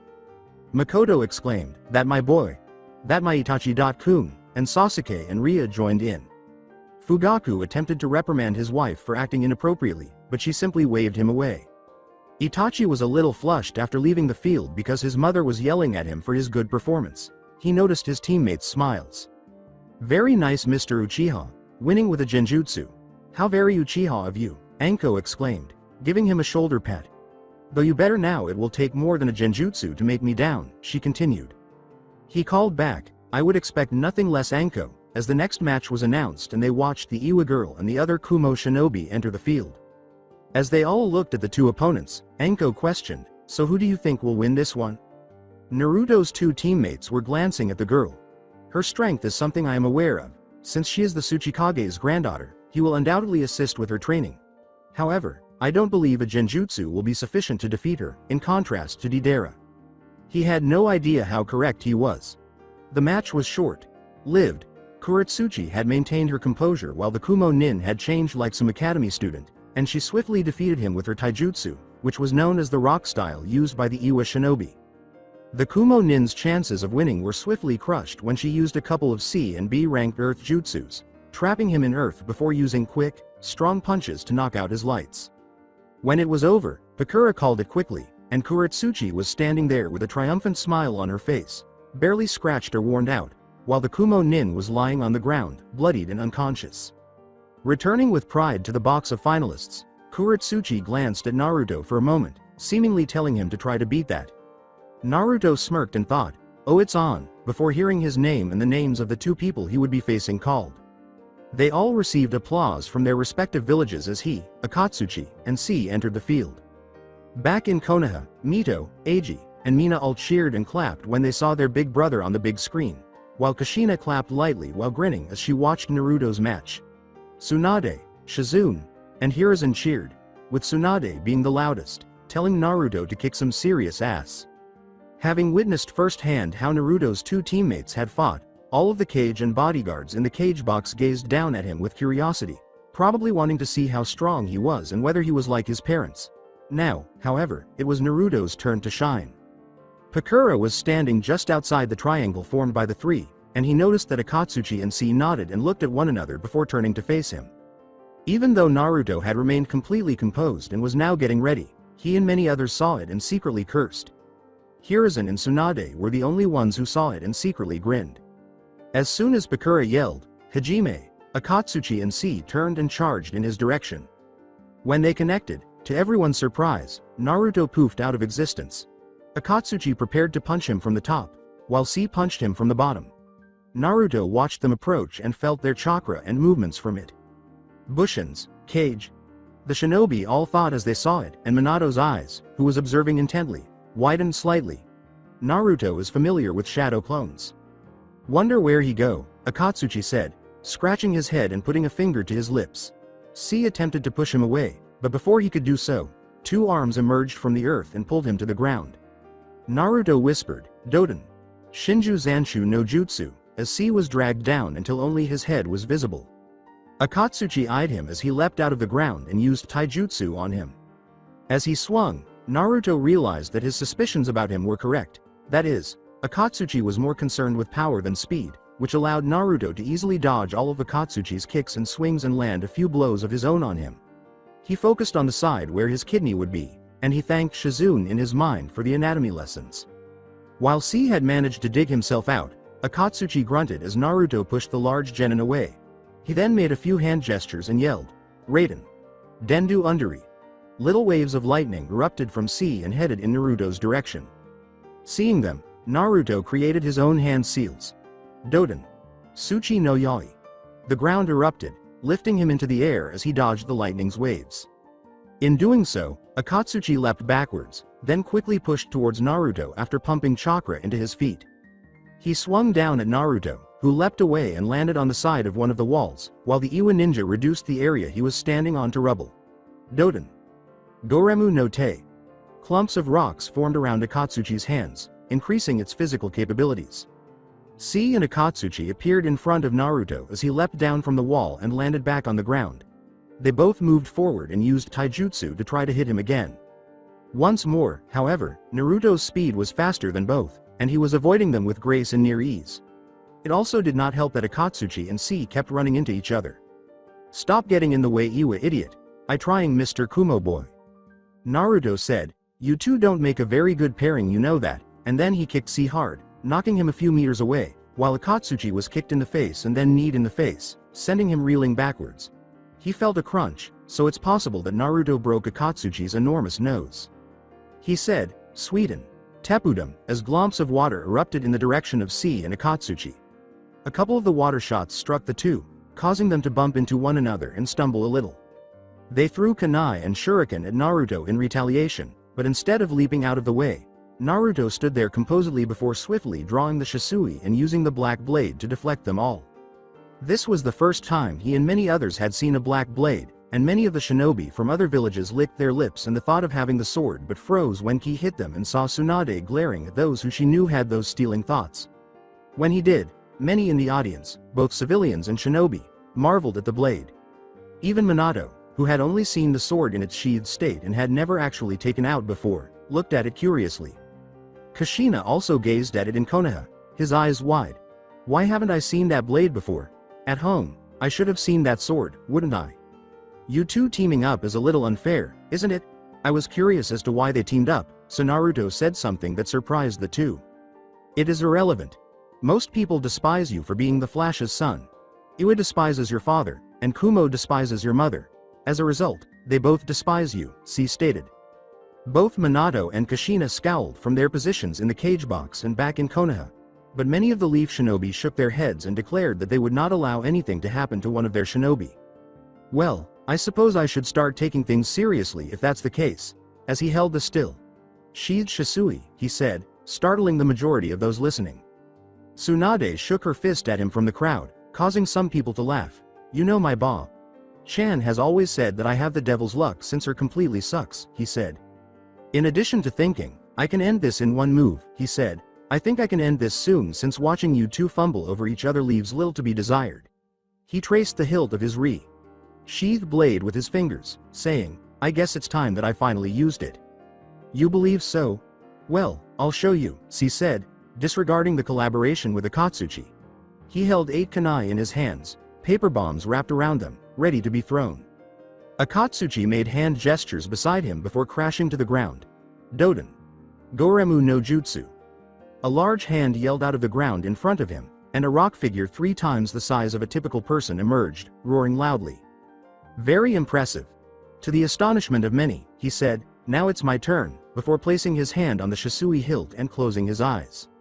When Naruto sensed that one of his opponents was angry and the other was strangely curious and even joyful, he waited for the right moment and pushed Chakra to his feet in preparation for pushing off, which he did quickly. "Here he goes," Hiruzen said, warning those nearby, who were now closely observing what would occur. "I will show you," C said, tossing the paper bombed kunai at the motionless Naruto, while Akatsuchi hurled his golem forward with its hand outstretched. As the attacks drew nearer, Naruto waited for the perfect opportunity and heard several people urging him to move aside. His eyes popped open as they were about to approach, and he quickly pushed away from his position. It all happened in a flash, with Naruto standing in one place one moment and behind Akatsuchi and C the next. Many were taken aback when Naruto suddenly appeared with his sword outstretched, and for a brief moment, all they could hear was the sound of wind whipping and tearing. Those at the Jonin level and above saw him move and his actions and were staring at him in shock, not understanding that a genin and potential chunin could move so quickly at his age. They were unaware that it was Naruto actually swinging his blade. While the golem and the competitors simply stood there, the kunai missed their target and fled to the opposite side of the field without causing any harm. The entire field fell silent as Naruto mumbled his technique and slowly started to retract his blade into its sheath. "Itoryu Ei. Shishi Sunsun." He then completely sheathed the blade, causing the clink sound to reverberate throughout the arena. Everyone watched as the golem abruptly disintegrated, and C and Akatsuchi's chests erupted in blood as they fell to the ground. As Hiruzen, Tsunade, Shizune, Makoto, Itachi, and Anko stood there grinning broadly, nobody moved because they were all a little wide-eyed. After shaking herself out of her reverie and grinning slightly, Pakura, who had been standing off to the side, raised her hand and declared, "The winner of the match is Naruto Uzumaki Namikaze." Immediately after she announced his name, the Konoha side of the audience stood up, cheered his name, and clapped. Tsunade exclaimed, "That's my Naru-chan," and Shizune gave a hearty clap. Makoto exclaimed, "That's my student," as she and her children applauded him as well. Eiji and Mina were standing and cheering loudly for their big brother back in Konohamito, but Mina was more like kicking her legs in front of her and clapping loudly. Everyone applauded, but only 2 people did not clap, not because they were unimpressed, but rather because they were taken aback by what they witnessed. Kushina and Minato both had a single thought as they gazed at their son. Naru-chan, when and how did you become so strong? Everyone was given 30 minutes to rest and orient themselves after the first round of the third task was completed. Only then could they proceed to the second round in their subsequent battles. Even though Makoto, Tsunade, Hiruzen, and Shizune already knew that the 3 were completely fine, they had come down from their places in the crowds to check on them and make sure they were not seriously hurt. All of them received praise from the adults, but Naruto received special recognition because his sword technique had apparently been the talk of the town ever since he used it. It was impressive to watch him wipe out a large rock golem and 2 shinobi with a single move. Hiruzen, who was extremely pleased with the performance of his surrogate grandson and students, remarked, "That was a great first round, Naruto-kun. You are doing very well and you won it with revealing little of your strengths. Well, deception is a ninja's main skill. Though I get the feeling the next fight with Kuretsuchi is going to a lot tougher. I'm going to have to bring out a few of my tougher cards and put them into play." Tsunade pumped her fist in the air, making Naruto smile, and said, "Well, just know you have our full support. You will show that Iwakunoichi who is the boss around here." Minato was so impressed by what he saw up in the cage box that he wanted to descend and talk to Naruto. He was unaware that Naruto had advanced so far in his shinobi training. He actually made that match appear almost too simple. Why am I just now starting to notice it? How could I have failed to notice Naruto's increasing shinobi proficiency? Since Makoto was a well-rounded shinobi who could sort of juggle all 3 of the major shinobi fields, he knew Makoto would make a good sensei.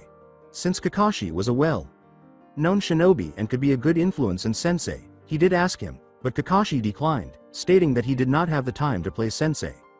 Maybe I should test Naruto myself after the Chunin exams are over. Perhaps he took more after me in terms of being a shinobi.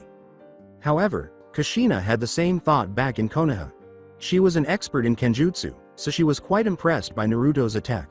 What appeared to be a single blow was actually several blows that were delivered so quickly that you had to pay close attention to see them. As of right now, she was waiting for the twins to finish getting ready so they could return and not miss any of the games outside the restrooms at Konoha Stadium. Since the room was unfamiliar, Mina was huddled next to her, clinging to her skirt and scanning the space. Why didn't he come to me for kenjutsu training, and who taught him? Or did he ask me? Did I ignore him after he asked me? She wondered what kind of shinobi training she had really given her son, so she thought about it. She was also aware that she would need to discuss with Naruto where he acquired his skill set after he returned. When the waiting bell rang back in Suna Stadium, everyone knew the second round was about to start. Kuretsuchi was already waiting for Naruto, Itachi, and Anko when they returned to the box. When they entered as well, she glanced at them and then at Naruto before turning away. Anko asked, "Why does she keep doing that?" Because Kuretsuchi had been turning away and looking at Naruto quite a few times. "No idea. Maybe she is trying to figure me out. Strengths, weaknesses, what makes me tick. You know, that sort of thing." While Naruto nodded in agreement, Itachi muttered, "That could be it. She does strike me as more intelligent than her teammates and the others in the competition. You will have to watch her closely. She could be a wild card." Pakura reappeared on the fields as they went into the box. The second round to the third part of the Chunin exams will begin now. Would Anko Mitsurushi and Itachi Uchiha of the Leaf Village please come down onto the field? As the 2 genin names were announced, the crowd cheered, knowing that this match would be good because of the previous performances. Itachi and Anko entered the field together, and Naruto remarked, "Alright guys, you are up. Don't disappoint." Itachi continued to walk a short distance after they reached the middle of the field before pausing and turning to look at Anko.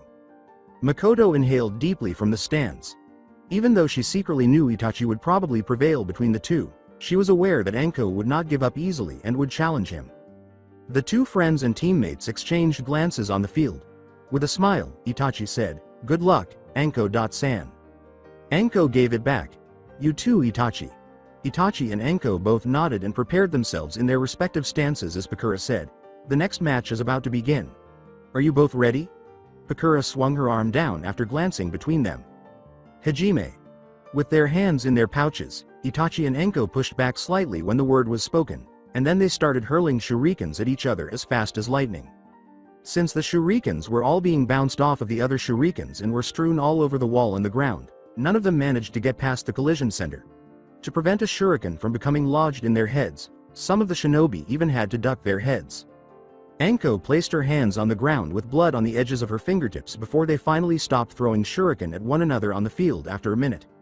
She exclaimed, "Kachiyose no jutsu," as a long snake emerged from a puff of smoke.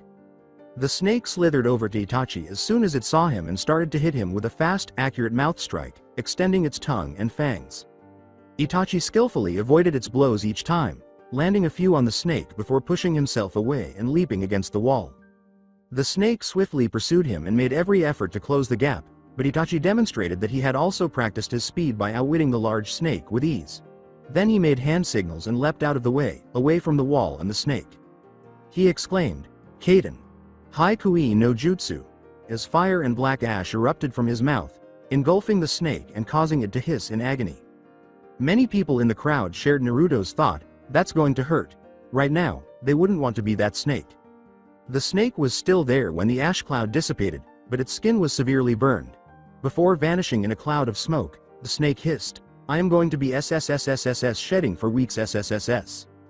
Anko approached from behind and pulled a kunai over Itachi's neck as he hit the ground. She smiled at Itachi and said, "You should remember to watch your back. I could tell you the same thing." When Itachi abruptly vanished in a murder of crows, Anko's eyes widened, and she heard something flying through the air and approaching her. Just in time, she turned to see kunai approaching her. She threw the same number of shuriken in retaliation after counting how many there were. They were cancelled out when her shuriken struck Itachi's. Itachi materialized in front of her as she was doing this, leapt over her shoulder, and grabbed her shoulder while he was in midair. Then he landed and threw her across the field with great force, using his strength. She slammed into the stadium's walls, wincing a little as she rubbed her lower back, but Anko was unable to dodge in time. She stood up shakily, feeling as though her lower back was on fire, thinking, "I think I felt something crack. I must now endure this." As Tsunade and Shizune came to the same conclusion, Naruto muttered to himself, "She's hurt." Itachi, who had his Sharingan active, imitated the gestures Anko made with his hands. They both exclaimed, "Kaden Enden no Jutsu," as two enormous fireballs erupted from their mouths and struck each other, sending a shockwave of heat toward the nearby audience members.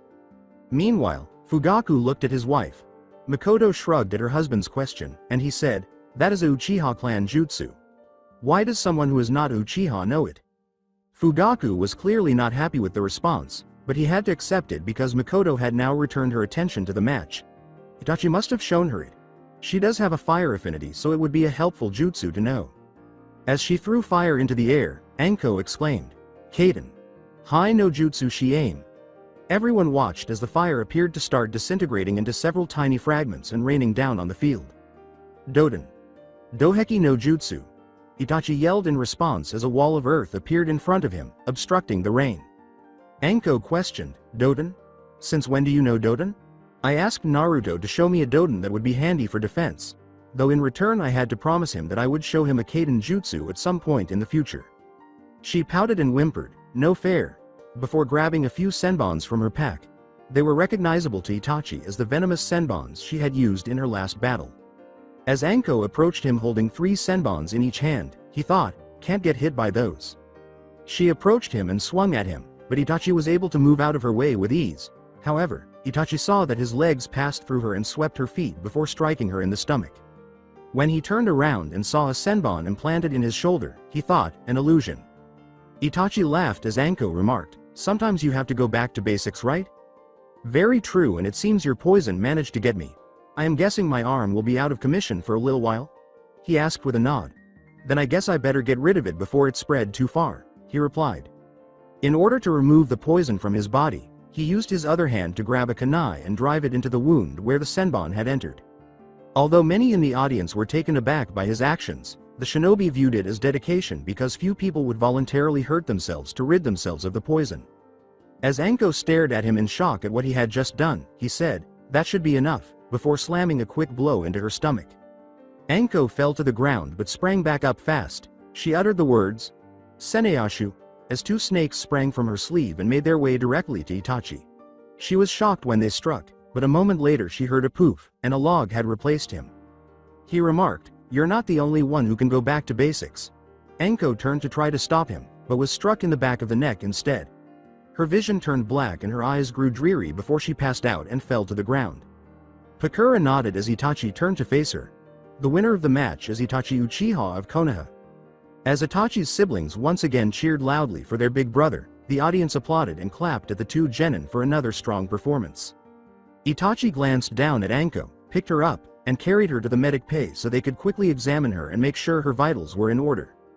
Before leaving the contestant's box, he patted his friend's shoulders and said, "You did good, Anko-san. You pushed me quite a bit. I look forward to any future battles we should have." Knowing that both her son and her female student deserved it and that she was extremely proud of them, Makoto loudly applauded them both from the stands. Itachi winced slightly from the cut on his shoulder as he said, "Good fight. Anko put you through the ringer." As they turned to watch Kuretsuchi take to the field, he said, "Yes, well, as tough as that was, it is now your turn to fight against some feminine fury." Cracking his shoulders, Naruto said, "Looks like it is my turn again." He then followed. The Konoha and Iwa teams, who had undoubtedly been anticipating this match for a while, cheered as soon as they both took the field. In essence, it was the Konoha family versus the Iwa family. It was time to determine which was superior. Naruto and Kuretsuchi stood apart, their gazes pointed in opposite directions. Raising an eyebrow at her composed expression, Naruto saw that she was not paying attention to the cries of the crowds. He remarked, "You're different from the rest." Kuretsuchi arched an eyebrow. "Different how?" As many people in the crowd laughed at his remarks, he said, "For starters, you are not insulting me because of who I'm related to. I know my dad can be an ass at times, but you don't need to take it out on me." Minato coughed and appeared a little uneasy in the Hokage box while the other cages chuckled in their seats, probably amused that the man's son called him what they all believed him to be. "Not that it's any of your business, but I don't hold that petty grudge that others in Iwa carry. While I don't really like you all the same, I don't hold a grudge over what happened in the Third War. It was war and casualties and deaths were bound to happen. Even though I agree, your dad can be an ass." As Tsunade, Shizune, and the other cages in their section laughed even harder, Minato now just wanted to crawl away. "What about those times where you just looked at me, like you hated me? Just observing you. Wanting to see what your strengths were, any weak points, what made you tick?" Kuretsuchi smirked at him as he asked, "And did you get any answers?" In response, Naruto said, "Well, I guess you will just have to find out." As Naruto and Kuretsuchi blushed slightly and turned away, causing everyone to laugh a little, Pakura said, "Okay. Lovebirds, if you two are done flirting with each other, then we can begin this match." Both of them nodded and assumed their positions. "Hajime." Kuretsuchi yelled, "Doden. Daichi no Supaiku," as a huge spike of earth erupted toward Naruto. Unsheathing the Shisui, Naruto leapt 10 meters back and missed the spike. With a kunai in each hand, Kuretsuchi advanced and started swiping at Naruto, who was easily defended by the Shisui. When the blade and kunai made contact, sparks flew from them. As she attempted to strike him in some of his key areas, Kuretsuchi used her slender frame and flexibility to execute a few incredibly quick and balanced maneuvers. To demonstrate to Naruto how serious she was being, one of her kunai went for the jugular. He leaned his head back and felt the kunai's tip lightly strike his throat. He responded by kicking her viciously in the legs, but Kuretsuchi leapt into the air before she could kick back. She rolled easily when he threw her over his shoulder after catching the kick. "Doden. Doro no Gazo," she exclaimed, launching mud glomps out of her mouth and hurtling in Naruto's direction. "Futon. Daitopa," he exclaimed, inhaling deeply and shoving a huge whirlpool of wind from his mouth. The mud shots were swept away or destroyed by the wind as it rushed forward and knocked into them. "Jutsu Futon, Doden, and Sweden?" As she watched her son battle the Iwa Kunoichi on the screen, Kushina pondered. How is it that he possesses all three elements? He should have inherited from Minato or from me, but instead he inherited both, plus another. On the field again, Naruto repelled a few of Kuretsuchi's fast blows, but he was too quick and was able to block each one and counter with his own, even though she would block and do the same.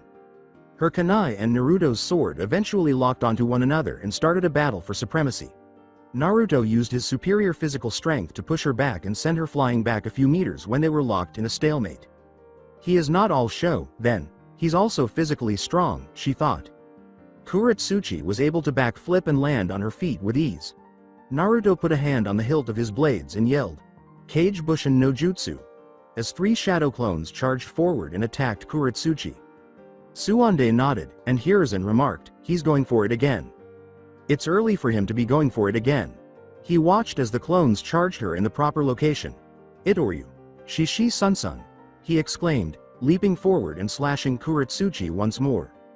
However, Kuretsuchi was already aware of the general dynamics of the attack when she saw what he was doing and saw that he was prepared to charge. She dashed in the direction of one of the Naruto clones, leapt onto its shoulder, and then launched herself into the air. She managed to avoid the blow in midair as Naruto passed by without hitting his target. Onoki smiled at his granddaughter's display up in the cage box. Naruto exclaimed, she dodged it. He was taken aback when he saw Kuretsuchi using hand seals once more. That trick won't work with me. You need the opponent to be staying in a spot to let it hit. It's a direct hit move, so if they're moving then you won't be able to hit them, she said with a grin. Naruto retorted, you are not like the rest. You're a real kunoichi, give me the best you got. Kuretsuchi grinned back. The only real competition I get back home that is in our age range is against Anko and Itachi. Well, I should impress since I have a reputation to uphold. I have Iwa blood running through me and I aim to make my family proud. Is that not what you are doing? He looked up at his father, who sat there watching the battle with calculating eyes, and said bitterly, something like that, though mine is only to certain members of my family. There are a few that I am showing them what they missed out on, what they did not help. They gazed at one another before they both started performing a series of hand seals at comparable velocities and with comparable gestures. Kaden. Hai Barretto no Jutsu. Naruto gave his own, Suiten. Mizu Barretto no Jutsu, in return. A tiny veil of steam started to form and engulf the lower field as water and fireballs rushed towards their targets at high speed but collided with one another, making it a little challenging for some to see what was happening. As water and fire poured down on the field, neither halted their assault, attempting to get around the other but failing. She's actually quite good, Naruto reflected. In response, Kuretsuchi thought, it's to be expected that the son of the Yellow Flash would be this skilled. Choosing to step it up a notch, Kuretsuchi grinned to herself before leaping onto the tall walls and gazing down at Naruto, who, like everyone else in the crowd, was staring up at her. She created a few seals before exclaiming, Yoden. Yobin no aim. She inhaled deeply, then spit out big glomps of lava from her mouth high into the air, watching as it started to break up into smaller and smaller pieces until it resembled bits of hail. A single bit landed on Naruto's shirt sleeve, rapidly causing a hole to burn through it. In order to avoid getting those kinds of burns on his skin, Naruto ripped the sleeve off and tossed it aside. As Suande and Hiruzen narrowed their eyes and Makoto got up from her seat, Shizune questioned, she knows Yoden? I did not even know Iwa had any shinobi who could use that bloodline. There was a clan that specialized and could use the Yoden bloodline long ago, but they got split and separated throughout the year and got spread throughout the years similar to that of the Uzumaki. My guess is that someone from that girl's family carried the Yoden bloodline and it was passed down to her. Naruto observed her astonishment on the field. Yoden? Things are elevated to a new level by this. It will be lights out for me if I let that lava touch me, so I have to be more cautious around her, he thought. As he looked up at her, she smiled and said, you look a little out of it. I hope that little treat I just gave you did not burn you too badly. She glared down at him as he said, not at all, though I was a little surprised. This does not change the fact I will still kick your ass. She went through another round of hand seals and declared, we will see who will be the one to get their ass kicked. This time, a huge stream of lava erupted from her mouth and rushed in his direction. Yoden. Yobin Kuryu no Jutsu. Naruto recognized the threat instantly and leapt as far out of harm's way as he could, but as soon as the lava hit the floor, he saw that it started to spread out and gradually cover the ground. In essence, lava is extremely heated molten rock that has found a halfway ground between liquid and solid. Before an idea struck him, he thought, if kept hot, it remains a liquid, but when extremely cooled, it will solidify and turn into rock. As he channeled his chakra and went through hand seals, he muttered to himself, which means water should be effective against it. Suiten. Mazarapa. He exclaimed as a powerful stream of water rushed forward, covering the lava and swiftly demonstrating that it had already halted its progress. In order for the water to uniformly cover the lava and solidify it, the jet of water was positioned slightly above the ground. The water jet eventually stopped as steam emerged from the lava, indicating that the lava had quickly cooled to form a layer of rock on top of the field's surface. Kuretsuchi yelled, Doden. Daichi no Supaiku Seiki, as Naruto noticed the earth layer formed by the cooling lava suddenly rising. As Naruto avoided each spike, Kuretsuchi called, The great thing about lava is once it has cooled down it just turns to earth, enabling me to use my arsenal of earth jutsus. However, the final one managed to leave a slash across his left shoulder, causing him to wince a little and making those watching from Iwa cheer. Naruto leapt as far away from the ground as he could before clenching his fists to his right. He glanced up at Tsunade, who glanced back at him before nodding. Kuretsuchi listened to Naruto's words and narrowed her eyes as he said, "Now the tables are about to be turned." Before striking a pose akin to Tsunade's chakra pumped into his fist, he threw his hand up and said, "Since you seem to like the flat earth so much, let's rumble it around a little." Many Konoha residents went pale when they saw that stance, but Minato and Kushina's eyes widened like saucers. She definitely didn't teach him that move. As he observed what Naruto was going to do, Jiraiya pondered. Everyone in the stadium held their breath in anticipation as Naruto struck the ground with his chakra enhanced fist. "Hua!" he exclaimed as his fist struck the floor. The ground trembled violently beneath him as it struck, and enormous fissures appeared throughout the field. As she noticed the cracks forming around her, Kuretsuchi looked around in a panic. As the field started to tear itself apart, she started to wobble in her place as the ground started to burst all around her and enormous pieces of earth started to shoot out of it. "This is not good," she thought as she leapt back and attempted to cling to one of the walls, but Naruto suddenly materialized in front of her with a tremendous burst of speed. "I'm going to end this." Naruto pondered this for a moment before kicking her in the stomach with a chakra enhanced kick, causing her to gasp for air and lose her breath before being launched into the air. Subsequently, he swiftly reappeared above her and flung her to the ground, emerging on the ground as she was about to touch it. Then, he lifted his right leg as high as he could, and as she was about to pass him and head for the ground, he swung it into her back, smashing her into the ground and creating a tiny crater beneath her. His words were, "Suten Kyaku," as he executed the move before it was finished. As he glanced down at Kuretsuchi, he noticed that although she was still conscious, she was severely injured and would not be rising anytime soon. With a sigh, he ran a hand through his hair and lowered himself onto his butt beside her. Even though he had good control over his super strength, it was still insufficient to keep him from feeling a little worn out. As she struggled to lift her head, she sadly said, "You beat me." "I guess I did. Though if it helps, you gave me one hell of a fight. You did not make it easy," he said while nodding. As Naruto turned to face Bakura, who nodded and signaled, she said, "I guess that's okay then." The winner of the match is Naruto Uzumaki Namikaze. When she finished, a large portion of the audience applauded, but the Iwa audience members moaned and turned away, unhappy that their shinobi had been defeated by him. Little Mina got up on her mother's lap and cheered with her arms raised in the air, grinning and laughing joyfully as his siblings in Konoha cheered loudly once more. Kushina applauded during her oldest son's performance, but she was at a loss for words. Kuretsuchi was lying down. She groaned because she knew her grandfather would probably reprimand her for losing. How was I supposed to know how good he was? She asked herself before a cool, soothing sensation ran down her spine. When she turned to face Naruto, she saw his green glow hands resting on her back. She furrowed her brow at him and asked, "What are you doing?" He surprised her by saying, "What does it look like I am doing? I'm healing you, of course." "Why?" He shrugged and said, "Why not? It won't tire me out if that is what you were thinking. I have a lot of chakra. More than both my parents put together when they were my age."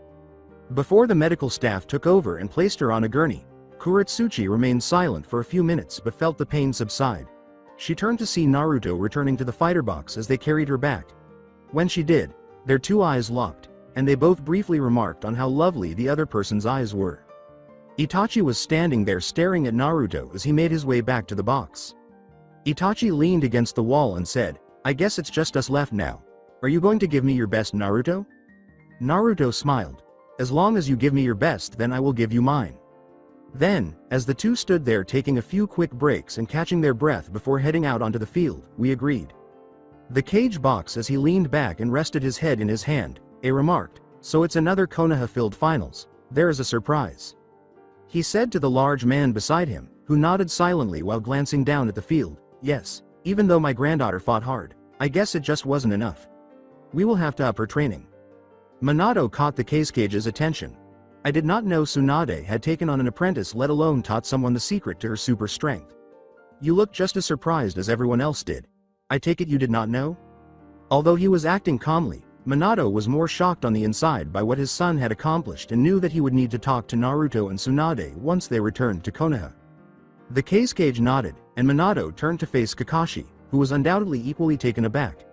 I guess my son has the art of deception down since he surprised all of us. The Konoha as her son Shikamaru slept in the seat next to her, Yoshino remarked, Kushina, you never told us Naruto was so developed in his shinobi skills. By his performance I would say he should have been made Chunin long ago.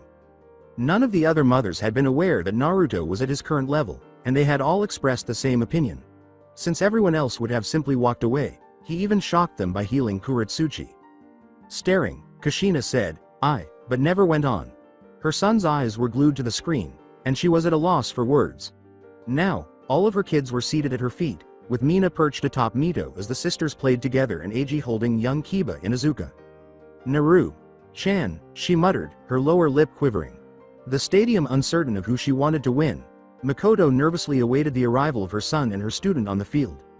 Even though she didn't care which of the two won in the end, her mother's side wanted her boy to win, even though she didn't want to play favorites. While this was going on, Fugaku and many of the other Uchiha clan members sat grimly. She didn't have to figure out who he was trying to win. Before they departed for Suna, he had instructed Itachi to win at all costs in order to demonstrate to everyone why the Uchiha clan should be feared and revered. Itachi had simply nodded without saying anything. In the meantime, Tsunade, Hiruzen, and Shizune sat a little uneasy because they knew Naruto would struggle the most in this battle. One had to try not to look a Sharingan in the eye, and fighting them was challenging on many levels. It was all over if they did. Now that he had learned everything he knew, it was time to put it to the ultimate test. As Pakura glanced up at the cage box and noticed the cage nodding that the 10-minute break was over, everyone engaged in silent conversation. The stadium erupted in cheers as she declared, the Chunin exam's final match is about to begin. Would Naruto Uzumaki Namikaze and Itachi Uchiha come on the field? Before turning to face each other, the two boys entered the field and stood in the middle. Both Naruto and Itachi had serious, intent expressions on their faces as they gazed at each other across the field. Naruto smiled at him and said, "Good luck, Uchiha." Itachi followed suit. "And to you, Uzumaki." Pakura noticed that both boys were prepared and merely awaiting her signal as she stood next to them. She inhaled deeply, raised her right arm, and then swung it down. Pakura yelled, "Hajime," as the game started, but many were taken aback when neither boy made a single move. Makoto pouted that nothing was happening in front of her, and Ria asked from her lap, "Mama, why aren't they moving?" As Suande and Hiruzen nodded in agreement, Shizune remarked, "Neither one is moving.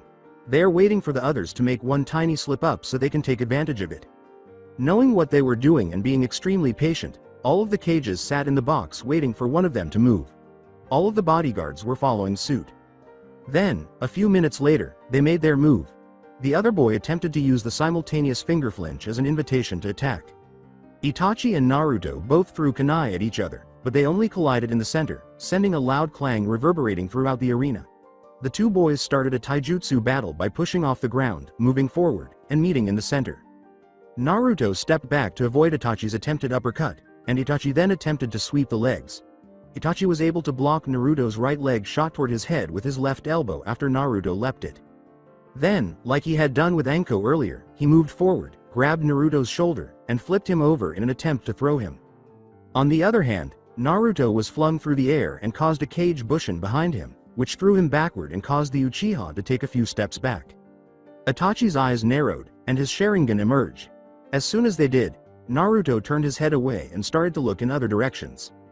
"Your Sharingan doesn't scare me, Itachi. As long as I don't look you in the eye, then you can't put a genjutsu on me," Naruto replied. As Naruto pulled out the handle of the Shisui, Itachi remarked, "But you will have to look up eventually, Naruto. It's only a matter of time." "Itoryu. Sanjiraku pound ho," Naruto exclaimed as he slammed the air hard in a huge, fast-moving swoop of thick wind rushed in Itachi's direction. However, Itachi anticipated it and, using his Sharingan, was able to move out of the way just in time, watching as the attack passed him and hit the wall behind him. A very deep slash that is now embedded in the concrete caused the enormous wall to split in half when it struck. Itachi prevented Naruto from attacking him again. He yelled, "Kaden! Gukakyu no Jutsu!" as flames rushed in Naruto's direction. In retaliation, Naruto grabbed Shisui and swung it violently while hurling another powerful slash in the direction of the fireball, just like he had just done. A tiny explosion occurred as they met, sending a plume of smoke in their wake. The blast smoke blocked Naruto's vision as he scanned the field. He didn't need to look far, though, because when he looked up, he saw Itachi flying with kunai in each hand, paper bombs attached, and throwing them in his direction. Naruto gestured with his hands when he saw the kunai approaching him. Glomps of water poured from his mouth as he exclaimed, "Sweden! Mizu Barreto no Jutsu," and started to remove the kunai. He struck 9 of the 10 kunai, but one escaped and landed next to Naruto after slipping past the shadow of another kunai. He watched as the paper bomb lit up and then detonated right next to him. At the event, Shizune and Tsunade exclaimed, "Naru-chan," while Fugaku and a few Uchiha smiled. Itachi landed on the ground a short distance from Naruto's position and turned to face the post where his rival and friend had been standing. "Naruto, where have you gone?" As he noticed the empty space where he had been standing, he thought. "Up, down, right, left, and front," he began, looking down at the ground below. "That only leaves." Itachi's eyes widened slightly and he leapt back as fast as he could as the ground started to crack and shake as he was doing it. The ground exploded with a tan chakra, enforced fist that sailed past Itachi, missing him by an inch. Even so, Naruto raised his left leg and kicked Itachi in the stomach, causing the boy to keel over a little before being pushed back and skidding along the ground, but he managed to stay upright. Even though it hurt a little, Itachi didn't let any more time pass. "Kaden. Susei no Hai," he exclaimed as tiny comet-shaped fireballs started to rain down towards Naruto and thick glomps of fire roared into the air, covering a small section of the arena. As he studied the jutsu, Hiruzen remarked, "An interesting move. I don't think I have seen that one before." The same thing was on the minds of some of the other fire users who were watching in the arena. "Sweden. Suijinheki," Naruto yelled as he threw water out of his mouth and erected a wall in front of him that rose roughly 10 meters into the air as he saw the tiny fire comets approaching him on the field. After passing through the water wall, the fire comets were instantly stopped and either vanished into thin air or started to form tiny steam balls that Naruto and Shisui could easily remove. Then Naruto swung Shisui at Itachi after pushing himself off the ground and moving in his direction. However, Itachi anticipated the move and quickly produced a kunai in each hand, blocking the blade before the two exchanged metal swats. As the two exchanged blows, sparks flew brightly and swiftly all around them. To bring Itachi down more quickly and try to end the match sooner, Naruto swung his Shisui at him, aiming to strike vital body parts. Nevertheless, Itachi's Sharingan was blocking it since it continued to lock on him and his movements, read his next move, and either avoided or blocked the blows. The majority of the civilians in the crowd were on the edge of their seats, and many were cheering as they watched the display between Naruto and Itachi. Some of the Uchiha agreed with Fugaku when he said, "It won't last much longer. The blonde Namikaze brat does not stand a chance against the Sharingan. His attempts are futile." Makoto frowned at her husband's remarks. "This match is very close. Both boys are fighting on even grounds," Hiruzen stated. Although Hiruzen nodded, Tsunade said quietly, gesturing to Naruto's Mokuton, "Yes, but if Naruto actually used that skill set he knows, then it would have been over a lot quicker." Both of them understood why Naruto would not use that skill set until he was much older. On the field, Naruto was feeling a little irritated with himself because the Uchiha kept blocking his strikes, which prevented him from hitting Itachi very often. He has significantly accelerated. Before an idea struck him that caused him to smile inwardly, Naruto thought, "I need to find some way to slow him down." Itachi saw Naruto swing his blade at him once more, and his Sharingan followed the motions with ease. Naruto reached into one of his pouches and pulled out a brush because his Sharingan was too preoccupied with the sword to notice him. Naruto smirked as he swung his brush forward and swiftly and expertly drew a seal on the back of Itachi's hand after the latter deflected the blow with his kunai. Itachi's eye widened slightly upon seeing the black seal on his hand, and he felt the brush against his skin. When he saw the seal on his hand, he jumped back a little and recognized it as a weight seal based on his limited knowledge of seals. Naruto made a hand motion and remarked, "Should have kept your eye on the other hand, Itachi. Fuin." Both Kushina and Minato thought the same thing, and their eyes widened in surprise. "I had no idea he would be that proficient in Fuinjutsu. We must discover how he became so powerful. I don't even recall teaching him any of the things he uses." When he did that, Itachi's left hand fell to one knee and hit the floor like a heavy weight. He attempted to get to his feet, but his hand was simply too heavily burdened. With a sigh, he turned to face Naruto. "That was a good move, Naruto, but you forgot one thing." Naruto's eyebrow went up. As everything around Naruto started to change, the sky turned a pale purple, and he watched everyone in the stands vanish. He remarked, "You looked in my eyes." The Itachi in front of him had vanished. At what moment did I meet his eyes? As he reviewed the events, he concluded that it had to be when he placed the seal on Itachi's hand. When I added the seal, his eyes must have met mine. As he started to cut off his chakra through his body, he thought, I have to get out of this as quick as I can. To release the genjutsu, I must release a huge burst of chakra. In order to be prepared to release a powerful burst of chakra and be released, he started storing it in his body. Even though he still had a lot of chakra left, the day was starting to wear him down, and he could feel his muscles and body hurting. He turned to see his father standing there frowning at him when he heard a voice say, "You're a failure. You're a failure of a shinobi. We didn't bother teaching you because I know you were not worth the effort. You could never be the child I always wanted to raise." At that, Naruto's eyes widened slightly, but he continued to look ahead. When he felt a blow to his face, he said, "This is not real. It's just an illusion." Kushina was now standing in front of him, her palm extended, when he looked forward. "I pushed you away because I did not want you anymore. Why would want you when I have 3 perfect little children that I can love and spoil? I never wanted you to begin with," she said while glaring at him. He kept telling himself, this is not real, as he accumulated more chakra to let out. He then felt a blow strike him from behind and noticed senbons protruding from him. Suande, Hiruzen, and Shizune were all standing there, and Shizune's outstretched hand indicated that she had thrown the senbons. Together, they exclaimed, "Why did we train you? You're just a waste of our time." Other people then started to emerge from all around him. Makoto, Anko, Mina, Mito, Eiji, Kakashi, and Jiraiya all stood there glaring at him and circling him while uttering the same words. He kept telling himself, this is not real, this is not real, without realizing that he was storing more chakra than he needed to while he concentrated on what they were saying. All he could hear were the voices of those around him, and he shook his head angrily as they grew closer and louder. "Shut up!" he yelled as he released the chakra he had been holding inside, and it erupted everywhere. He was surrounded by a fleeting illusion that eventually vanished, revealing Itachi in the crowds. Because of how strong it was, his chakra kept exploding, creating huge fissures in the ground and sweeping debris away. The amount of chakra he possessed and its power left many in the audience, including his father, stunned. Tsunade frowned slightly and asked, "What did he do?" as she watched Naruto collapse to one knee and gasp. It's likely that the immense amount of chakra he released depleted his energy and chakra. That's how much chakra Naruto has. Minato leaned forward in his seat and thought. That was nearly twice as much as Kushina had at that age. How much chakra does Naruto actually possess?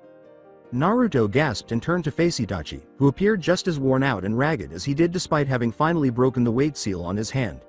For both of them, the days have been long and difficult. Itachi gave him a pitying glance as he said, "I'm kicking your ass big time for that genjutsu. I don't have much chakra left and by the looks of thing neither do you. So how about we finish this with one last move? Winner take all?" Itachi replied. "One move?" Naruto asked, arching an eyebrow and flashing a tinny smile. As they moved a few paces apart, he said, "I'm game. Perfect way to get you back for that illusion." Itachi performed a series of hand signals before sticking his hand in front of him, and everyone in the stadium watched. Before it abruptly caught fire, his chakra materialized in his left hand. The fire then spread around his hand and up just past his wrist after he set it aside. The fire took on the shape of a spear. Once more, many, including Uchiha, gazed at it with fascination. Makoto had never witnessed her son use that move before, and he had never used it during one of their training sessions or sparring sessions. Behind Minato, Kakashi gave it a startled look. "It's like my Raikiri only instead of lightning, it's fire." As Kakashi nodded and the other cages gazed in awe, Minato remarked, "He is recognized as a genius. It should not be that surprising that he made his own version." Naruto exclaimed, "Wow, that's pretty cool," as Itachi prepared to charge. "But now it's time for my move. One I am sure many will recognize." After that, Naruto got to his feet and held out his right hand, palm up. When the Konoha shinobi heard the recognizable swirling sound, Minato, Tsunade, Kakashi, Shizune, Hiruzen, and others realized what he was doing, and their eyes widened to epic proportions. Before it started to form and take the shape of a sphere, the chakra in Naruto's hand started to swirl. It pulsed in his hands and made a swirling sound. Itachi had a slightly startled expression before returning to his expressionless demeanor. Minato got up from his chair and questioned, How does Naruto know the Rasengan?" I'm not sure. But if I had to guess, it seems Naruto has been going through your things. It's the best explanation to him knowing that jutsu. Kakashi continued. When Kushina and the other mothers were back in Konoha, they looked like gaping fish and didn't really think what they were seeing was real. As Hana gazed in wonder at her friend, Sume remarked, Kushina, Minato taught him the Rasengan. Was that really that wise? They all stared at her, and then Kushina realized something. He didn't. I know Minato didn't. We have spoken about not teaching anyone the Rasengan until we felt it was time. We didn't even want to teach the twins the Rasengan until they were at least 12, maybe 13. Naruto was never even supposed to learn it from us. We had no intention of teaching him his birthright. When we instructed Tsunade to teach the twins medical ninjutsu, was this what she meant? As Mina, Eiji, and Mito stood at her feet, watching their big brother with fascination and the blue orb in his hands, Hitomi Hyuga remarked, well, I guess Naruto did not get that memo. Itachi had his Sharingan activated, and Naruto's eyes appeared to glow with power emanating from it as they positioned themselves easily and eyed one another back on the field. Then they both pushed forward and sprinted quickly in each other's direction. There was utter silence as the two moved against each other and were suddenly flung forward and towards each other, and the only sound coming from the arena was the sound of the attacks. Itachi had his let brought back behind him, and Naruto had the Rasengan. Kajien. Rasengan. The ground beneath the two boys cracked away as the two attacks fought for dominance, and the sound of their collision reverberated throughout the arena. The wind around the two boys increased before a powerful shockwave erupted from around them. A powerful shockwave and wind swept through the arena, causing many people to cover their faces with their hands. This is crazy. Who would have thought such young people could possess such power? As the wind whipped at his face, a Kumo shinobi uttered those words. Neither Naruto nor Itachi gave up as the two attacks fought for supremacy, and then they both yelled loudly, causing the attacks in the surrounding area to completely explode and rise in smoke. Many of their seats were knocked out, and others had to use chakra to stay in their seats. Naruto. Itachi. When the smoke and dust engulfed her eldest, Kushina stood up and held her hand to her mouth back in Konoha. Mito, Eiji, and Mina appeared somewhat bewildered but sad, and Mina appeared on the verge of tears. Similar to Sasuke, who looked down anxiously, and Ria, who, like Mina, appeared ready to cry. Makoto wanted to jump into the stadium to make sure her son and student were still alive. Fugaku, on the other hand, appeared as composed as ever. Shizune and Tsunade appeared to be about to jump down, but Hiruzen put his hand on their shoulder and murmured that Naruto was alright.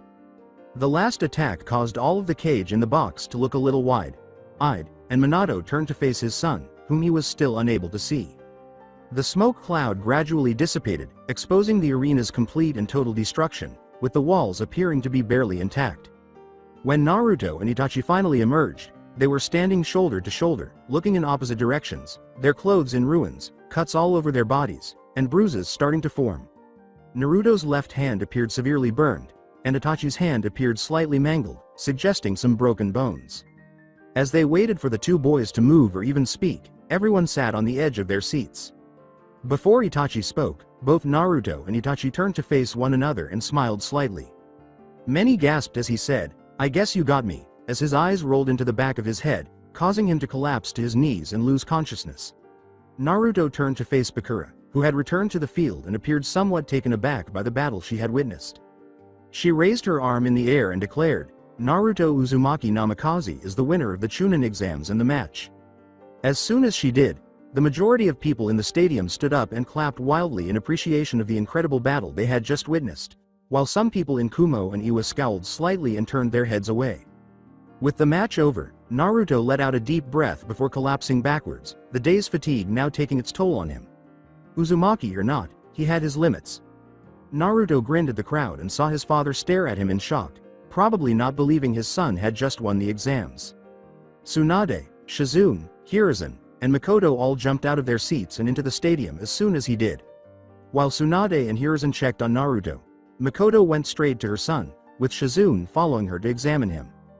Before they hurried out of the stadium, Tsunade picked up Naruto gently on her back and Makoto did the same for Itachi. "Let's get them both to the med bay. They will need some serious resting after today." Hiruzen grabbed Naruto's blade and trailed behind them as Shizune hurried along with them. That's it for today. I hope you guys enjoyed this great story. See you in the next one.